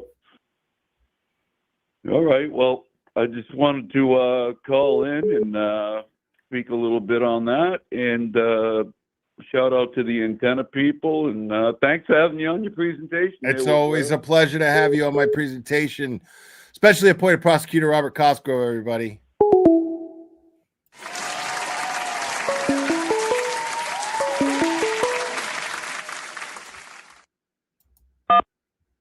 You're on. Who am I speaking with? Call from. Oh, shit. Call from. Goddamn, they just keep hanging up.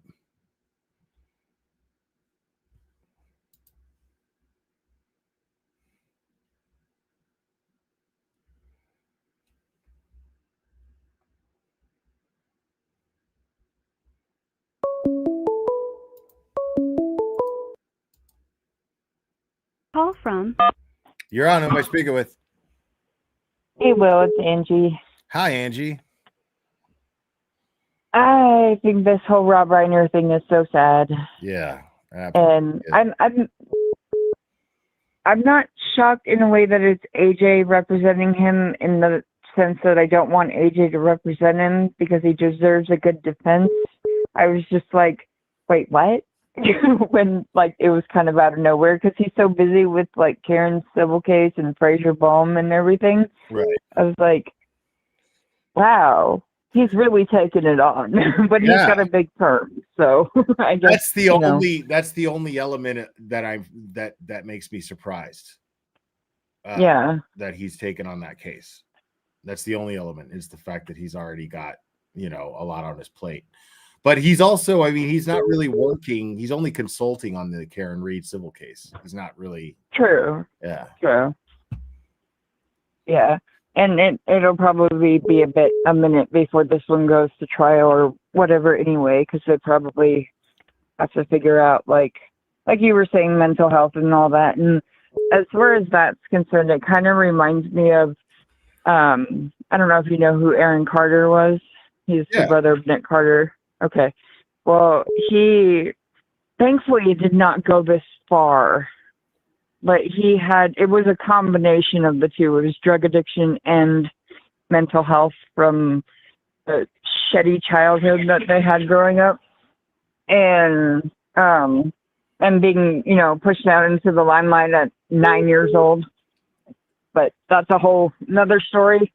But he at one point was so deep into his drug addiction that he threatened to kill Nick, his brother's wife. And they put a restraining order on him, and they had just started, he had just gone back to rehab, he was about to go back into rehab and get help for his mental health stuff when he died. So it's just one of those tragic, stories that always seem to happen to your favorite people.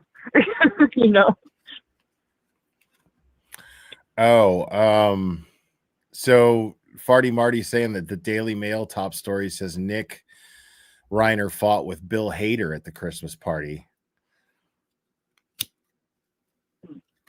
which is crazy.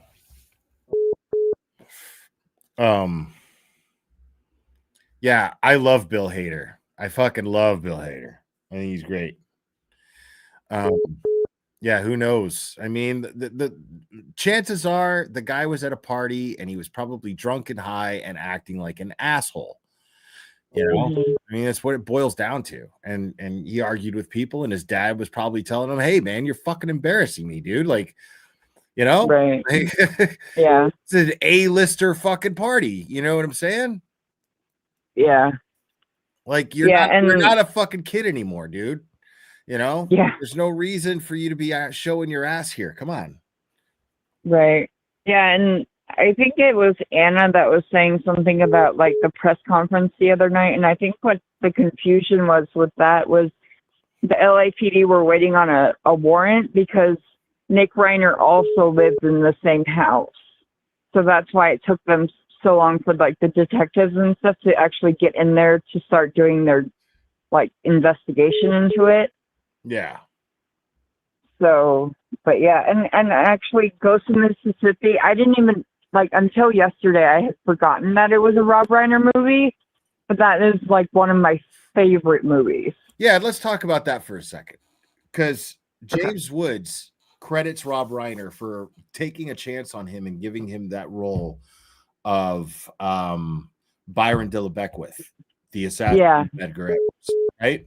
Yeah. And so he credits him for my career wasn't doing well, and he fucking was like, I got this role that I think is perfect for you. Now, they were openly opposed politically in political views. Right. And here is Rob Reiner. They had such a relationship where Rob Reiner is bold enough to say, hey, I want you to play. I think you're perfect to play this racist asshole piece of shit who got away with murdering one of the greatest civil rights leaders of this nation ever. For decades, he got away with it. And he's there's a 30-year difference supposedly between their age, and he's like, doesn't matter. You're perfect, right? And James Woods is like, fuck yeah. Right. Insight into the mindset of being an artist, where it wasn't like, oh, I think you're a racist piece of shit, so can you play this role? No, it wasn't that. It was that you can do this role very well because Right. you look like the guy. You're a great actor. You can do this. And James Woods was like, fuck yeah. And guess what? James Woods got nominated for an Oscar for it. Mhm. So he went Yeah, from his it's career a being in the toilet to getting nominated for an Oscar because Rob Reiner took a chance on him and right. and just believed in him that he could do this. Because if you look at that character, James Woods was brilliant. It wasn't like he acted like himself, you know. He you know, it wasn't like, you know, and he's not typecast. You know what I mean? James Right, Woods right, can be right. typecast. Like he plays the asshole really, really well. He's great at that. And he's one of my favorite on-screen assholes, you know? Right. I just thought of a really funny joke, but I'm not going to say it.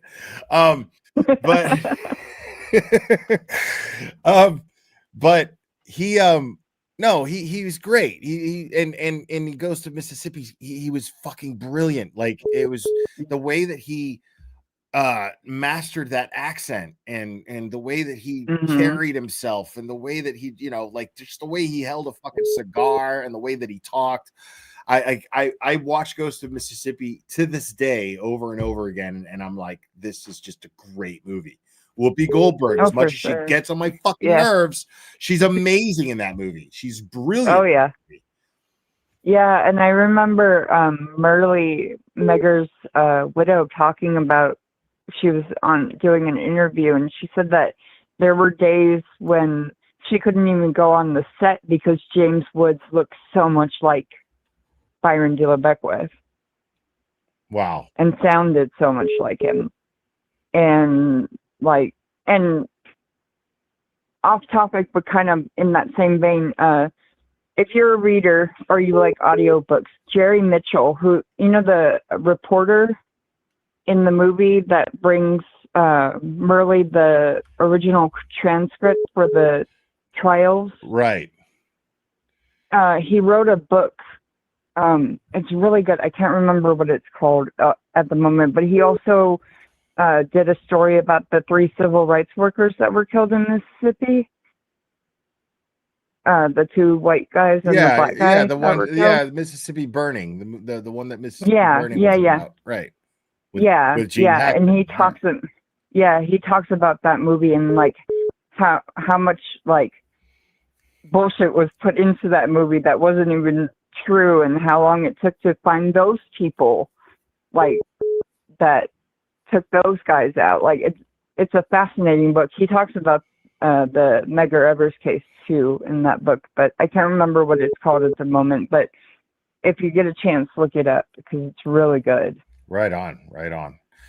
All right, I'm going to take the next caller. Appreciate you, Andy. All right. For calling. Thanks. Yeah, have a good day. Bye-bye. All right, thank you, Cherry, for sending that. There's going to be a press conference for the Rob Reiner case in about 20 minutes, and I will stay live and talk, and we'll watch that live. And for those of you who left to go watch another channel, fuck you.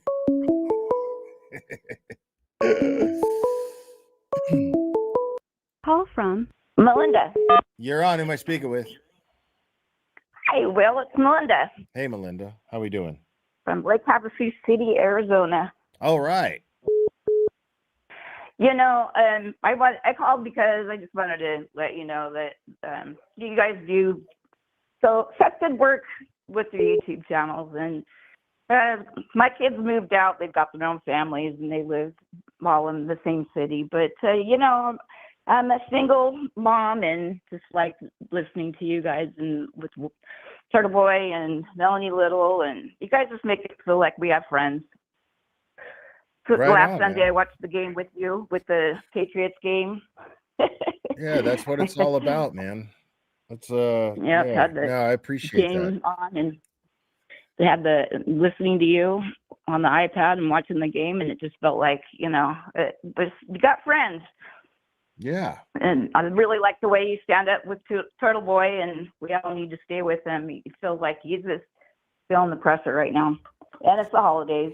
Yeah. Yeah, it's things will be all right. Things are going to be all right. Yeah. So I really thank you for your work. I like your opinions. Well, right on. And, Appreciate you watching. and I also sent you a link to the email for the Jackson and the reporter today. Oh, okay. Thank you. Appreciate that. And if you start at like 10:19, 10:18, that's when the interview starts. Okay. So, all right. Well, happy holidays. Keep All up right. the good work. Thank you so much. I Okay, take appreciate care. it. Bye-bye. Okay. Bye. All right. Yeah, there it is. Okay.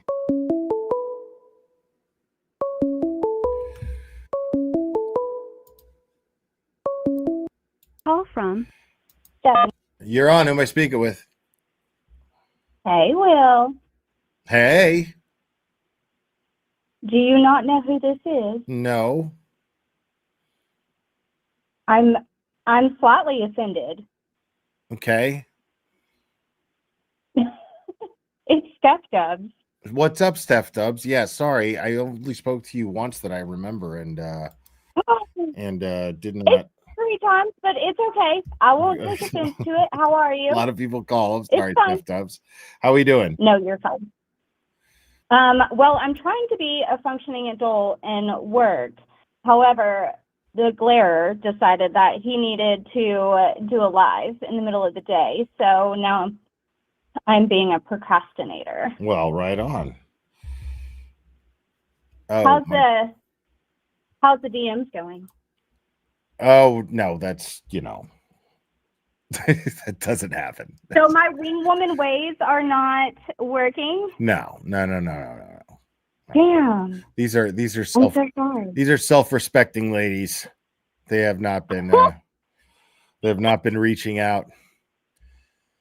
I mean, it does happen. It does happen. But it's like okay. But no, not it's not like you think. No offense to Not the like chat you think because it the is. chat knows I love them. Yeah. However, the chat is rowdy, which is, look, I have not seen self-respect in the chat. So, ladies, y'all need to step up because as his internet girlfriend, I need to do better and provide better services to That's Will. it. She's my online madam.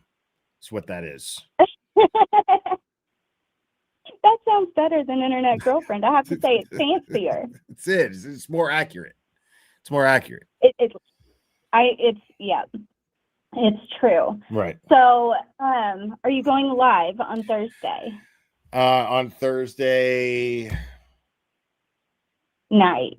For anything. It's my birthday and I still have 6 memberships to give out. Oh, maybe. Probably. Maybe. We'll see. I don't know. Maybe, probably, maybe. Yeah. Okay. Yeah. I mean, I tend to go live whenever I just tend to go live. You know how it is. No, I do. I definitely do. Other than that, how are the fur babies doing? They're great. Yeah. I loved the picture. Yeah, man. I appreciate it. Yeah, they're just I can't help it, man. When they cuddle like that, I just have to snap a photo. I have so many that I don't I know. publish. Yeah, like I have so many. That's like my whole camera roll are my animals, so Yeah. I can really. Yeah. They're adorable.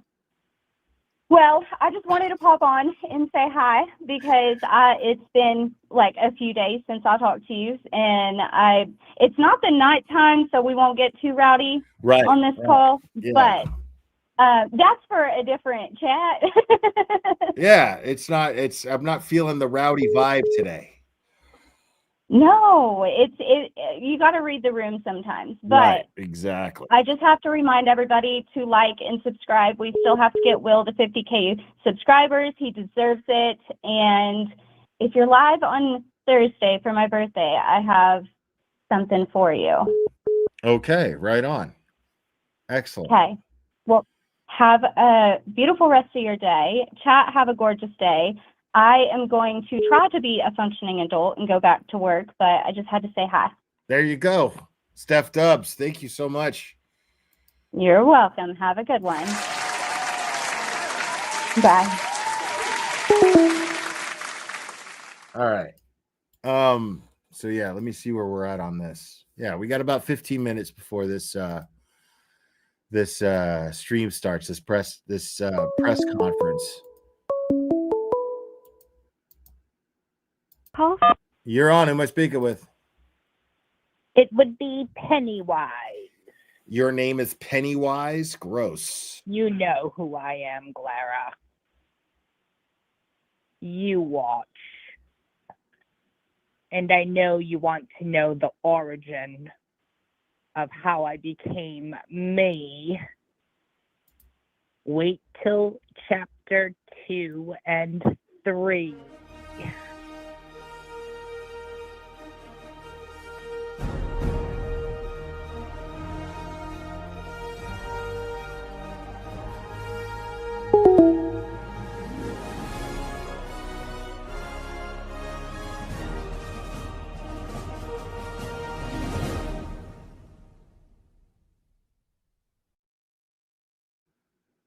So that was an idiot.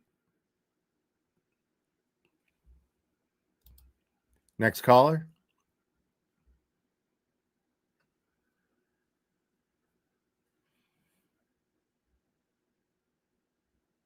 Yeah, whoever that was is like really retarded. I mean, like, I don't know, like, is life harder when you're that retarded, or is it easier? You know what I mean? Like, what like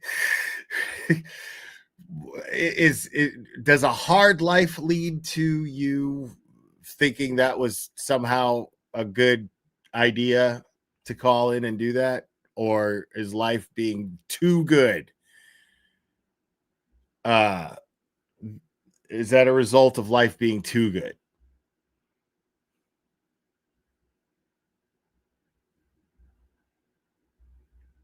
It's Crawford's girlfriend. Stop it.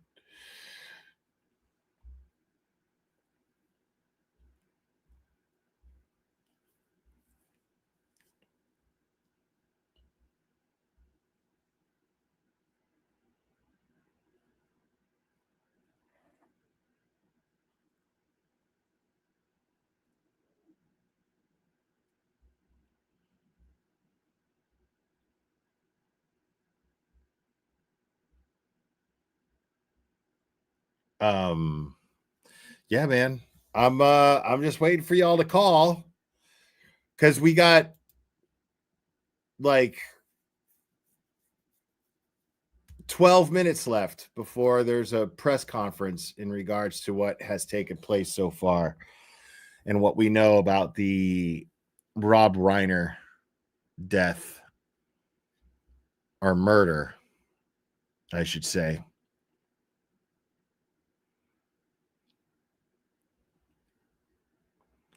I mean, no, I don't think that was anybody of any merit. I think that was just a fucking dummy.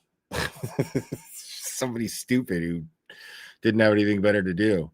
And by all means, yeah, I welcome those calls, you know?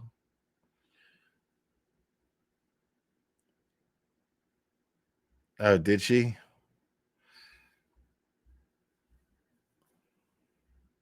This is Pennywise.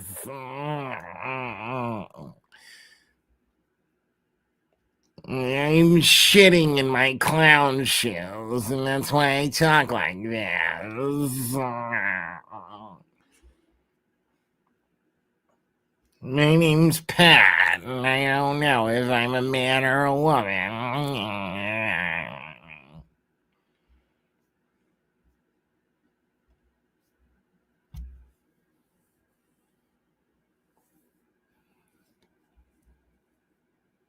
Yeah, I am excited about I gotta watch. I'm gonna do that today. Fuck yeah, dude. Watch the season finale of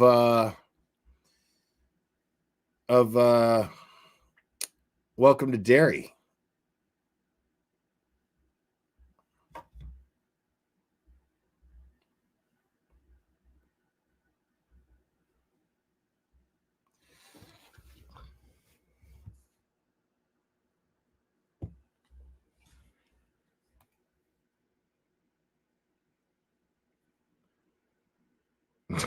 You guys, why would Peggy O'Keefe call me?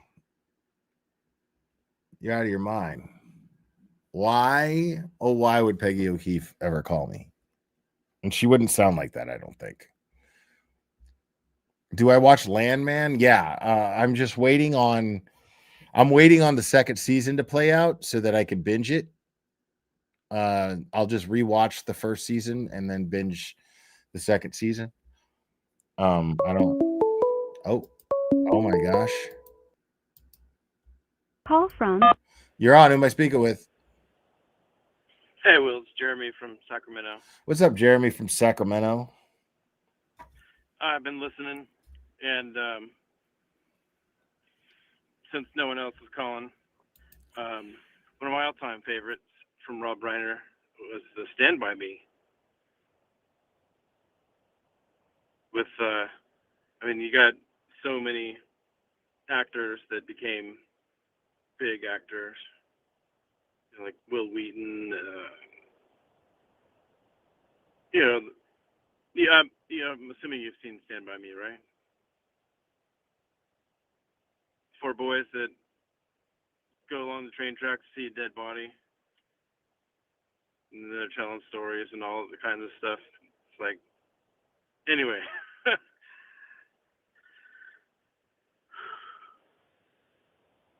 But if you haven't, yeah, so wild, because that's not the first situation like this in Hollywood, right? Are you asking if this is the first time somebody's been murdered in Hollywood? I don't think so. But like murdering their parents, or murder suicide. It's like, my God. Anyway, I guess we just think of the good things. Yeah, Remember the good no, times. I'm a big fan myself of Stand By Me. I love that movie. It's weird that you thought Will Wheaton was the first one that came to mind as far as big actors. Oh, well, okay. It's because he's Jerry O'Connell became bigger than him. Sure. So Corey Feldman. I've seen him in some TV shows, and then also he was a narrator in a couple of audiobooks I listened to. But I know, right? Yeah. Like, what, Will Wheaton? What the fuck? I guess you're a next generation fan. Or Kiefer Sutherland. Kiefer Sutherland was in it too. He was, yeah. One of the bully kids, like. He was.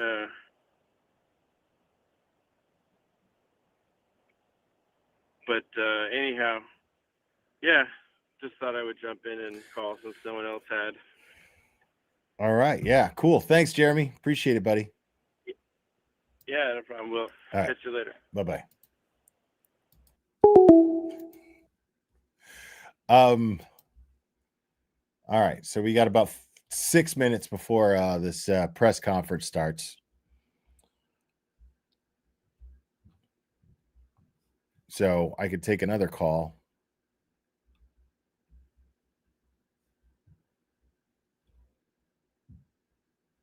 Yeah, River Phoenix. I mean, legendary. Yeah, River Phoenix was supposed to play Tom Cruise's role in Interview with a Vampire, and he died when Tom Cruise took it. And I thought he did great. I would have preferred to see River Phoenix in it, though. Dirk Diggler? What are you talking about?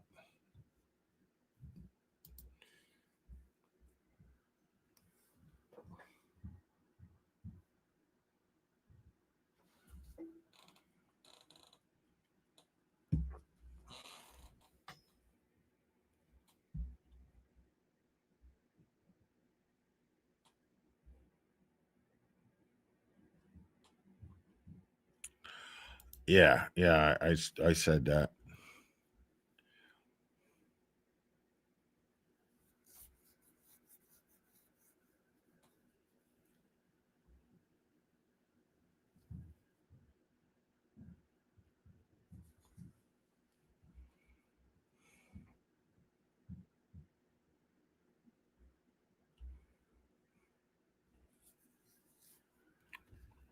Oh, my hat? Yeah.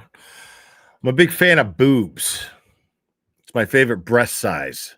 So that's why I wear the hat.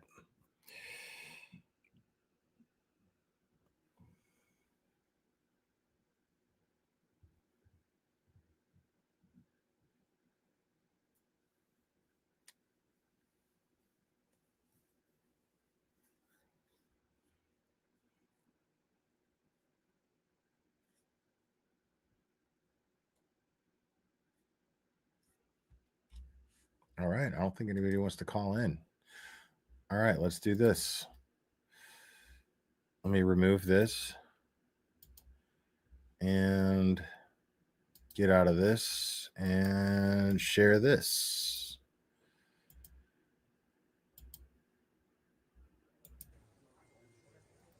All right. So we got a press conference about to happen, folks.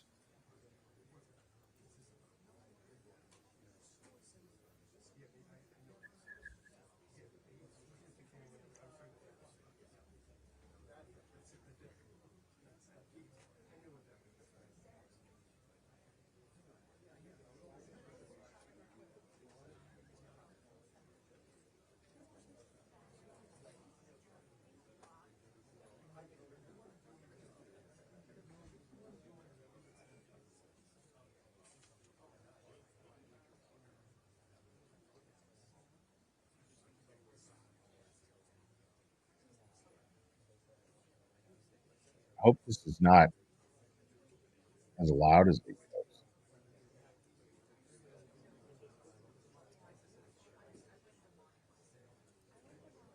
So I wonder what's going to be the press conference. I wonder if Alan Jackson, representing Nick Reiner, has kind of put the prosecution or the DA in a bit of a panic.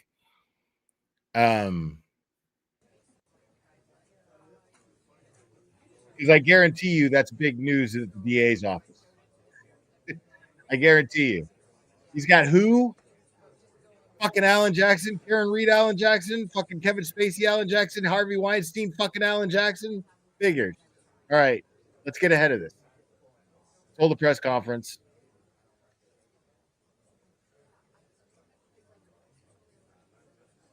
Oh, guaranteed they hate Alan. Of course they do.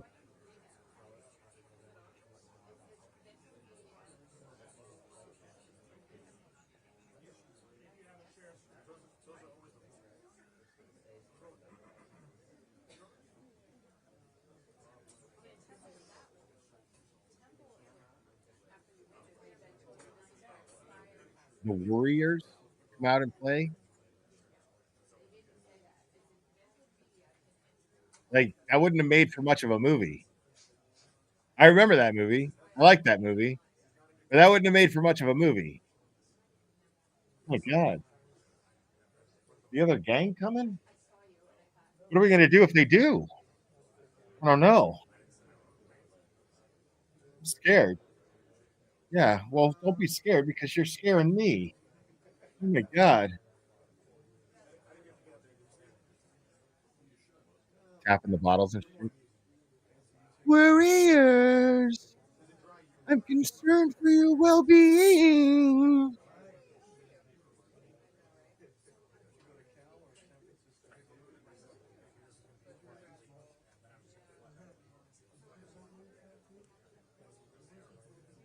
Warriors. Not very tough.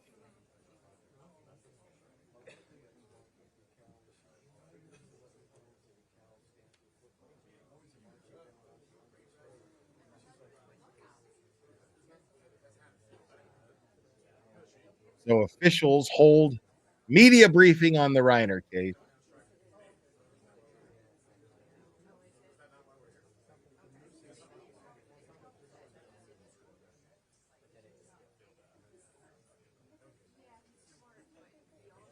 I mean, right. Like if you got the money, fucking hire Alan Jackson, dude. Like, of course. Dude, if I'm in LA, if I'm in Southern fucking California, dude. Well, I'm in California and I have the means to hire Alan Jackson and I'm in that kind of trouble. I can't imagine why I would be, but I'm fucking calling Alan Jackson.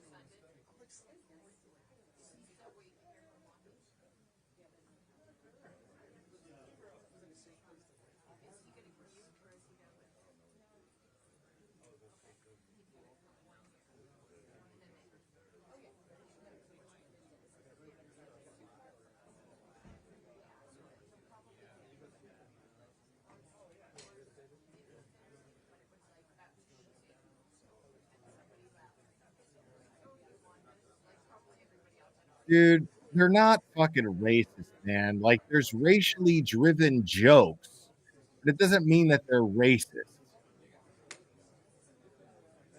Like, people buy into this whole you can't say this anymore and you can't say that. And you get the fuck out of my face with that shit. Say whatever the fuck you want. Calm down. Relax.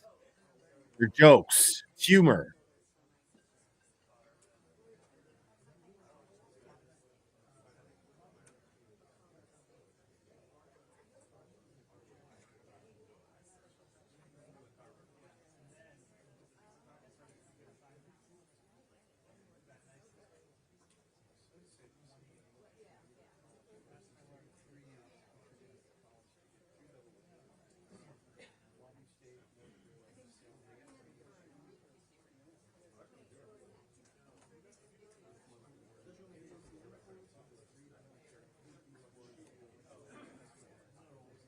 I don't know if this will go to court either.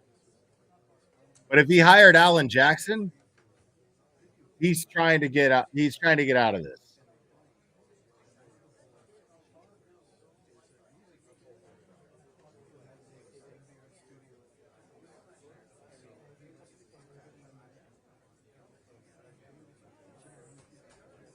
Yeah.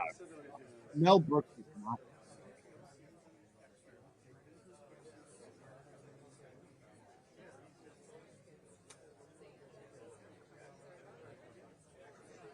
Right. I mean, why not hire the best? You know, either way, he needs an attorney. Why not hire the best if he can?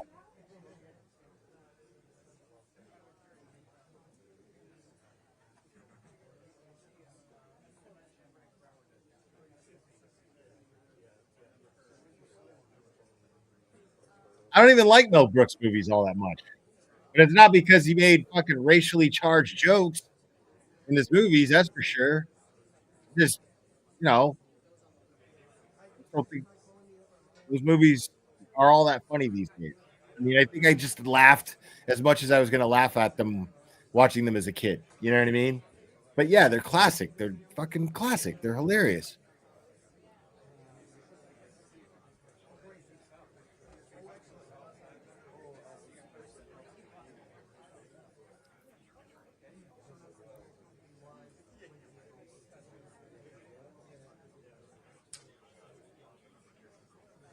That's not Mel Brooks. That's Monty Python.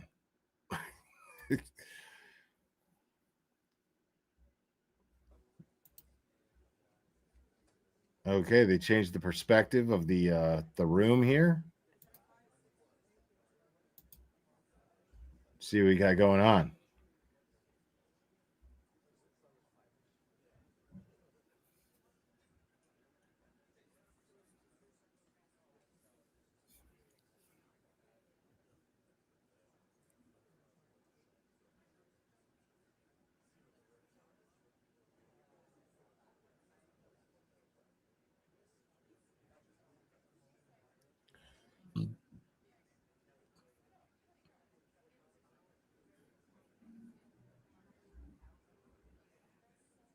Yeah. Yeah, he killed both his parents. Rob and Michelle Singer Reiner.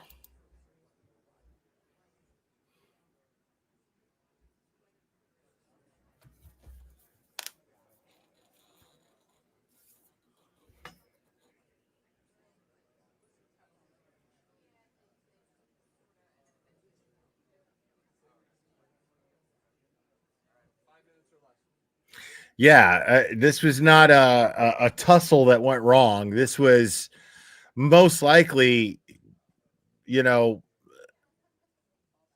if I'm guessing, an Idaho 4 type situation. If it was a lone culprit and they're both dead.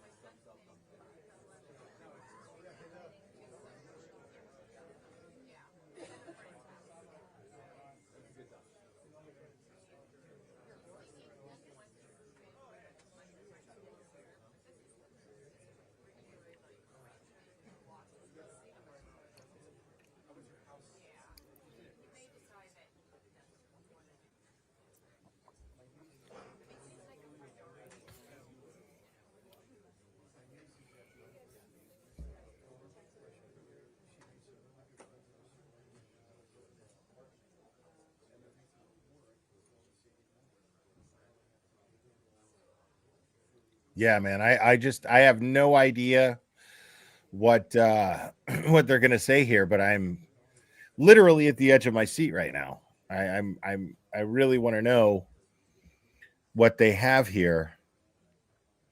Because this is just awful. This is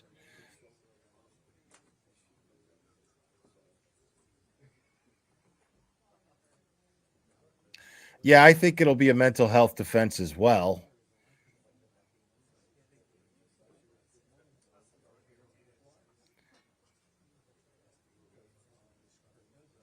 Oh yeah, yeah. There's definitely generations of money in this family. I just don't think. I mean, I'm curious because again, just speculating. I don't know if what if it was a situation where you know Rob was just like, I'm done with you. I'm cutting you off. You're gonna have to fend for yourself. No more. But there's you know, there's a will or something, and he thought maybe he could get away with it. Who knows?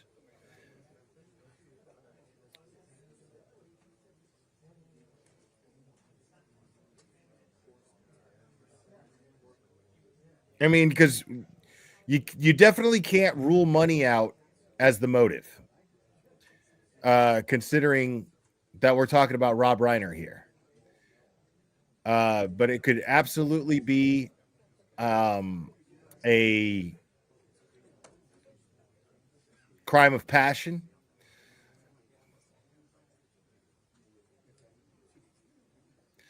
Yeah, good point, MC Kasi G. Hello, everybody. Here we go. That's a big crowd. Less than 2 minutes. We're coming out right now. So, Yeah, so Joel Guy Jr. was, it was after Thanksgiving and just murdered his family after Thanksgiving. The quickest trial ever. Shit was like a week long. So this is going to be an update on the homicide investigation of Rob Reiner and Michelle Reiner. You're going to hear from the chief of police, Jim McDonald from the Los Angeles Police Department, and the District Attorney, Nathan Hochman. Just want to level expectations. We will allow some time for questions, but because of this is a preliminary investigation still, very active. It's being filed as we speak. Yeah, so you're There's not going to get a lot we're of gonna be able to information. say right now. Also, if you would, please quote one question at a time so that we can hear the question and answer it appropriately. So if we could have that decorum in here. DA Nathan Hochman. Yeah, that's what I think. My name is Nathan Hochman. I'm the District Attorney of Los Angeles County. Today I'm here to announce that our office will be filing charges against Nick Reiner, who is accused of killing his parents, actor-director Rob Reiner, and photographer-producer Michelle Singer Reiner. These charges will be 2 counts of first-degree murder with the special circumstance of multiple murders.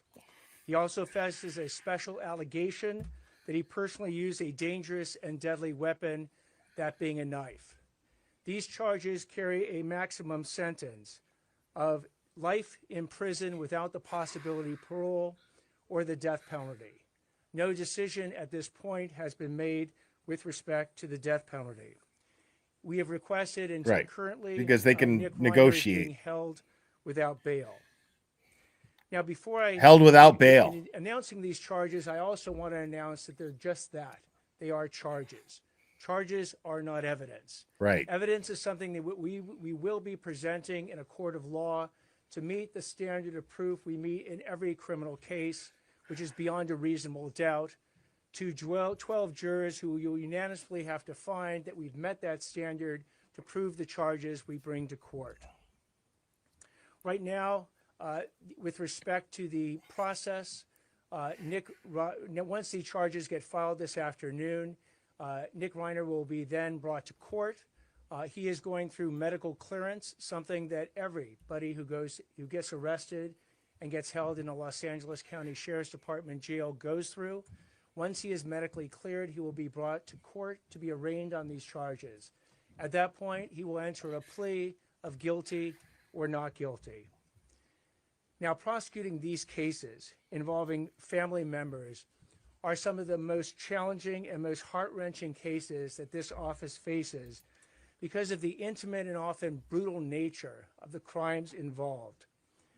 Rob Reiner was a brilliant actor and director, an iconic force in our entertainment industry for decades. His wife, Michelle Singer Reiner, was an equally iconic photographer and producer. Their loss is beyond tragic, and we will commit ourselves to bringing their murderer to justice. I want to thank LAPD Chief McDonnell, who is here today, along with Deputy Chief Alan Hamilton from the LAPD and LAPD Captain Scott Williams and the entire robbery homicide division, who literally has been working around the clock to gather the evidence that have led to the charges we're going to be filing today.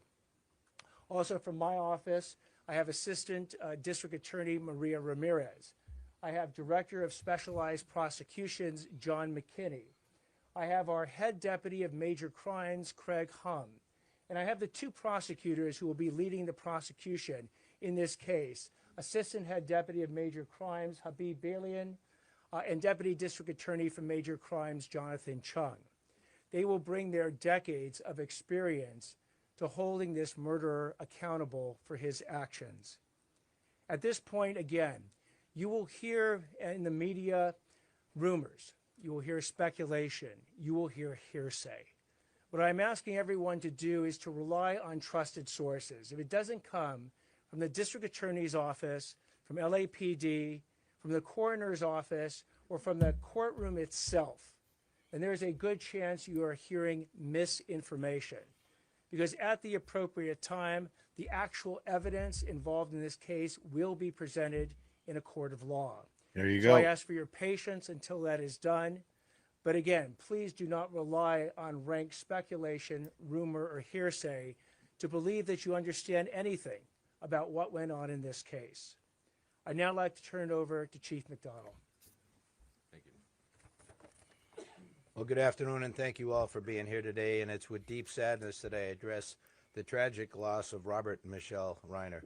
On December 14th, 2025, LAPD officers from our West Los Angeles division responded to a death investigation at the 200 block of South Chadbourne Avenue, which is in the Brentwood section of Los Angeles. Upon entering the residence, they discovered the bodies of Mr. and Mrs. Reiner. Detectives from our Robbery Homicide Division Homicide Special Section immediately initiated a comprehensive investigation. The evidence gathered led to the arrest of their son, Nick Reiner, who was taken into custody later that night without incident in the Exposition Park section of our city. Today, the Los Angeles County District Attorney's Office has formally filed charges against Mr. Reiner for the murder of his parents. This case is heartbreaking and deeply personal, not only for the Reiner family and their loved ones, but for our entire city. We extend our deepest condolences to all of those who were affected by this tragedy. I want to take a moment to recognize and thank our criminal justice partners, the District Attorney's Office led by D.A. Hochman, and everyone who worked tirelessly on this investigation. Their swift action, professionalism, and commitment to justice have been instrumental in bringing clarity and accountability to this case. The LAPD remains steadfast in our mission to protect life and uphold justice. We will continue to support the Reiner family and ensure that every step forward is taken with care, dignity, and resolve. Thank you. We'll now take some questions. Yes, right here in the front.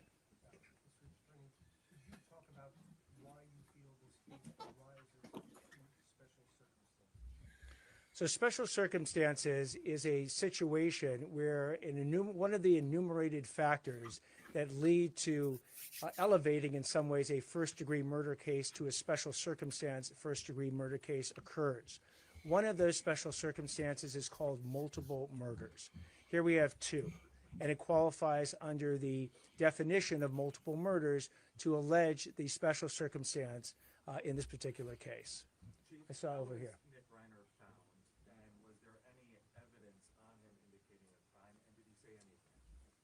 Yeah, he was found with good, solid police work, investigative tools used by Robbery Homicide and Gang and Narcotic Division detectives with the U.S. Marshal Service Task Force involved as well. So we're thankful for the work that was done. I won't go into talking about what was found or anything that could potentially taint the investigation. Yeah.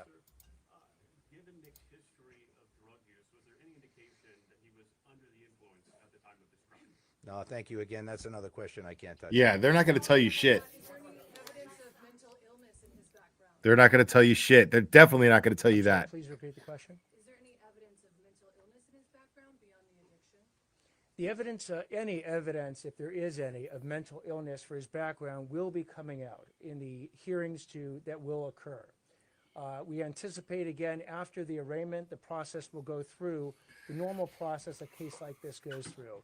At the appropriate time, if there is evidence of mental illness, it will be presented in court and in whatever detail the defense seeks to do that. Yes, right here.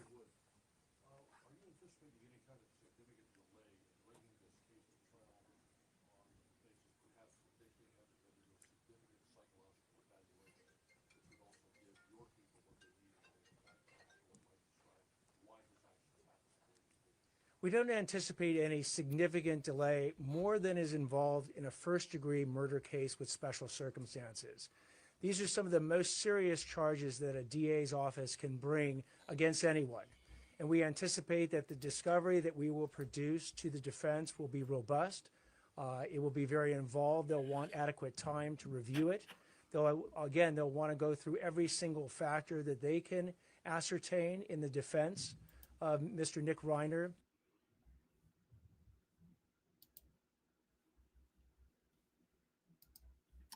Sorry guys, I don't know why that's happening. My internet seems to be okay.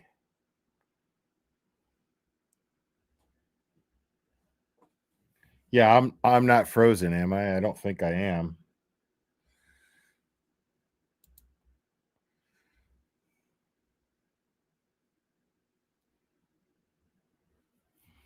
So, yeah, I don't think I'm frozen. So So again, this will here we go. proceed along the tracks that many of the first-degree murder cases. The families, information they provided. As we move forward, that information will be discussed in the appropriate venue, which will be the court. Information will be discussed in the appropriate venue, which will be the court. That's the feed. That has nothing to do with me.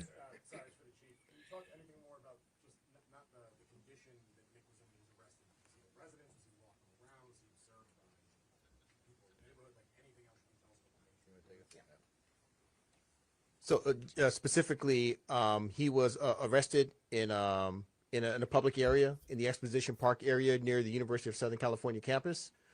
He was approached by the officers and he was arrested without incident. There were no indications that there was no indication that he was going to resist or anything like that. He didn't flee or anything like that. He was taken into custody without issue, and he was transported to our police headquarters facility.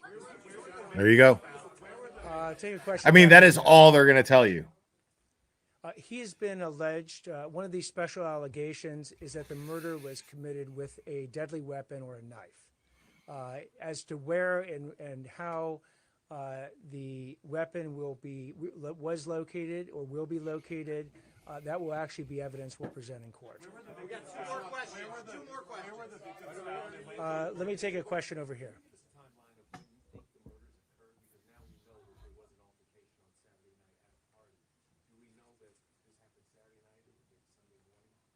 I'll defer to the chief on this one. Yeah, I'm sorry, we don't have that kind of specificity yet. We're waiting the coroner to be Specificity as best they can at this point in time of death.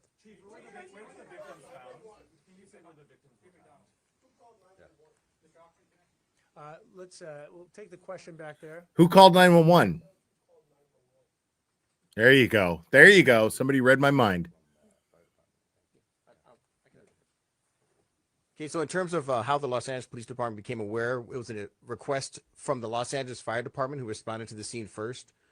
We responded to their request for assistance at the scene of the incident. Our initial West LA officers that responded determined that a crime had occurred, and they immediately notified our robbery homicide division. They've responded, and they have taken over the investigation since that point. Thank you, everybody. We'll take one more question. I'll take it right here.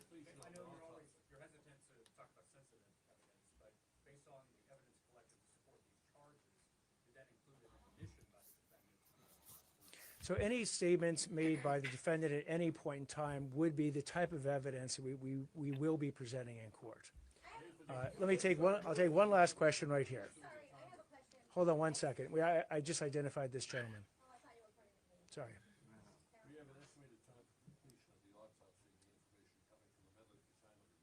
Is there an estimated time that we can expect an autopsy? We do not basically have the estimated time that it will take. We know that they are working on it expeditiously, but as to when they deliver it, we do not have that estimated time. I'll take that one last question back there.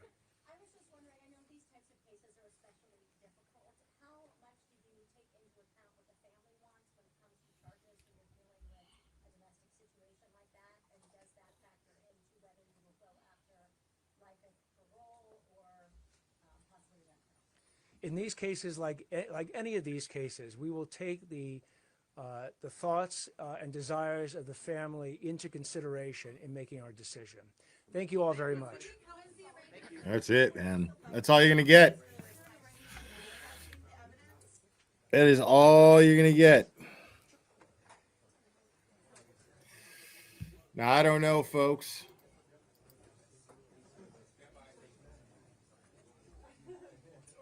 Does anybody need Spanish?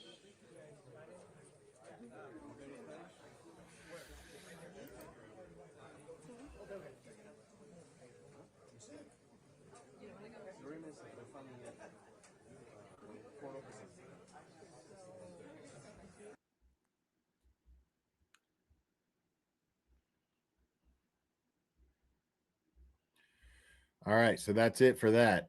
All right, so yeah, I think that's going to be it for this stream. Might be a petty stream later on. Might be. I don't know yet. Might be. We'll see. But anyways, guys, I am going to wrap this up. I appreciate y'all hanging out with me. It means the world to me as always. Make sure to hit the like for me. Really helps me out. And make sure to subscribe if you're not subscribed already. Remember, people, I'm trying to get to 50,000 subs by 2026. I've only got a couple weeks left, people. Let's go. Help me out. Anyways, you guys are fantastic. Remember, it only takes a second to stay safe. I love you guys very much. Thank you for all the support. And we will do this again very soon, my friends.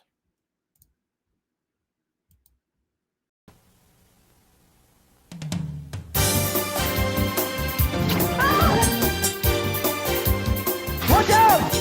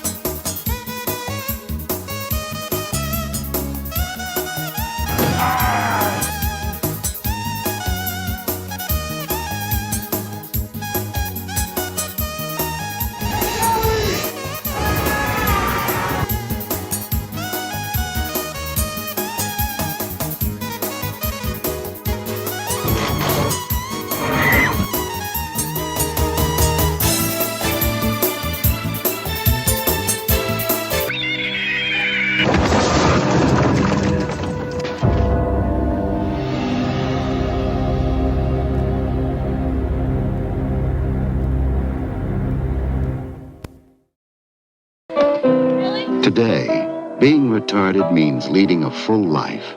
Retarded people go to work or school just like their neighbors and come back to a real home, a supervised home, right in the neighborhood where they belong. Being retarded never stopped anyone from being a good neighbor.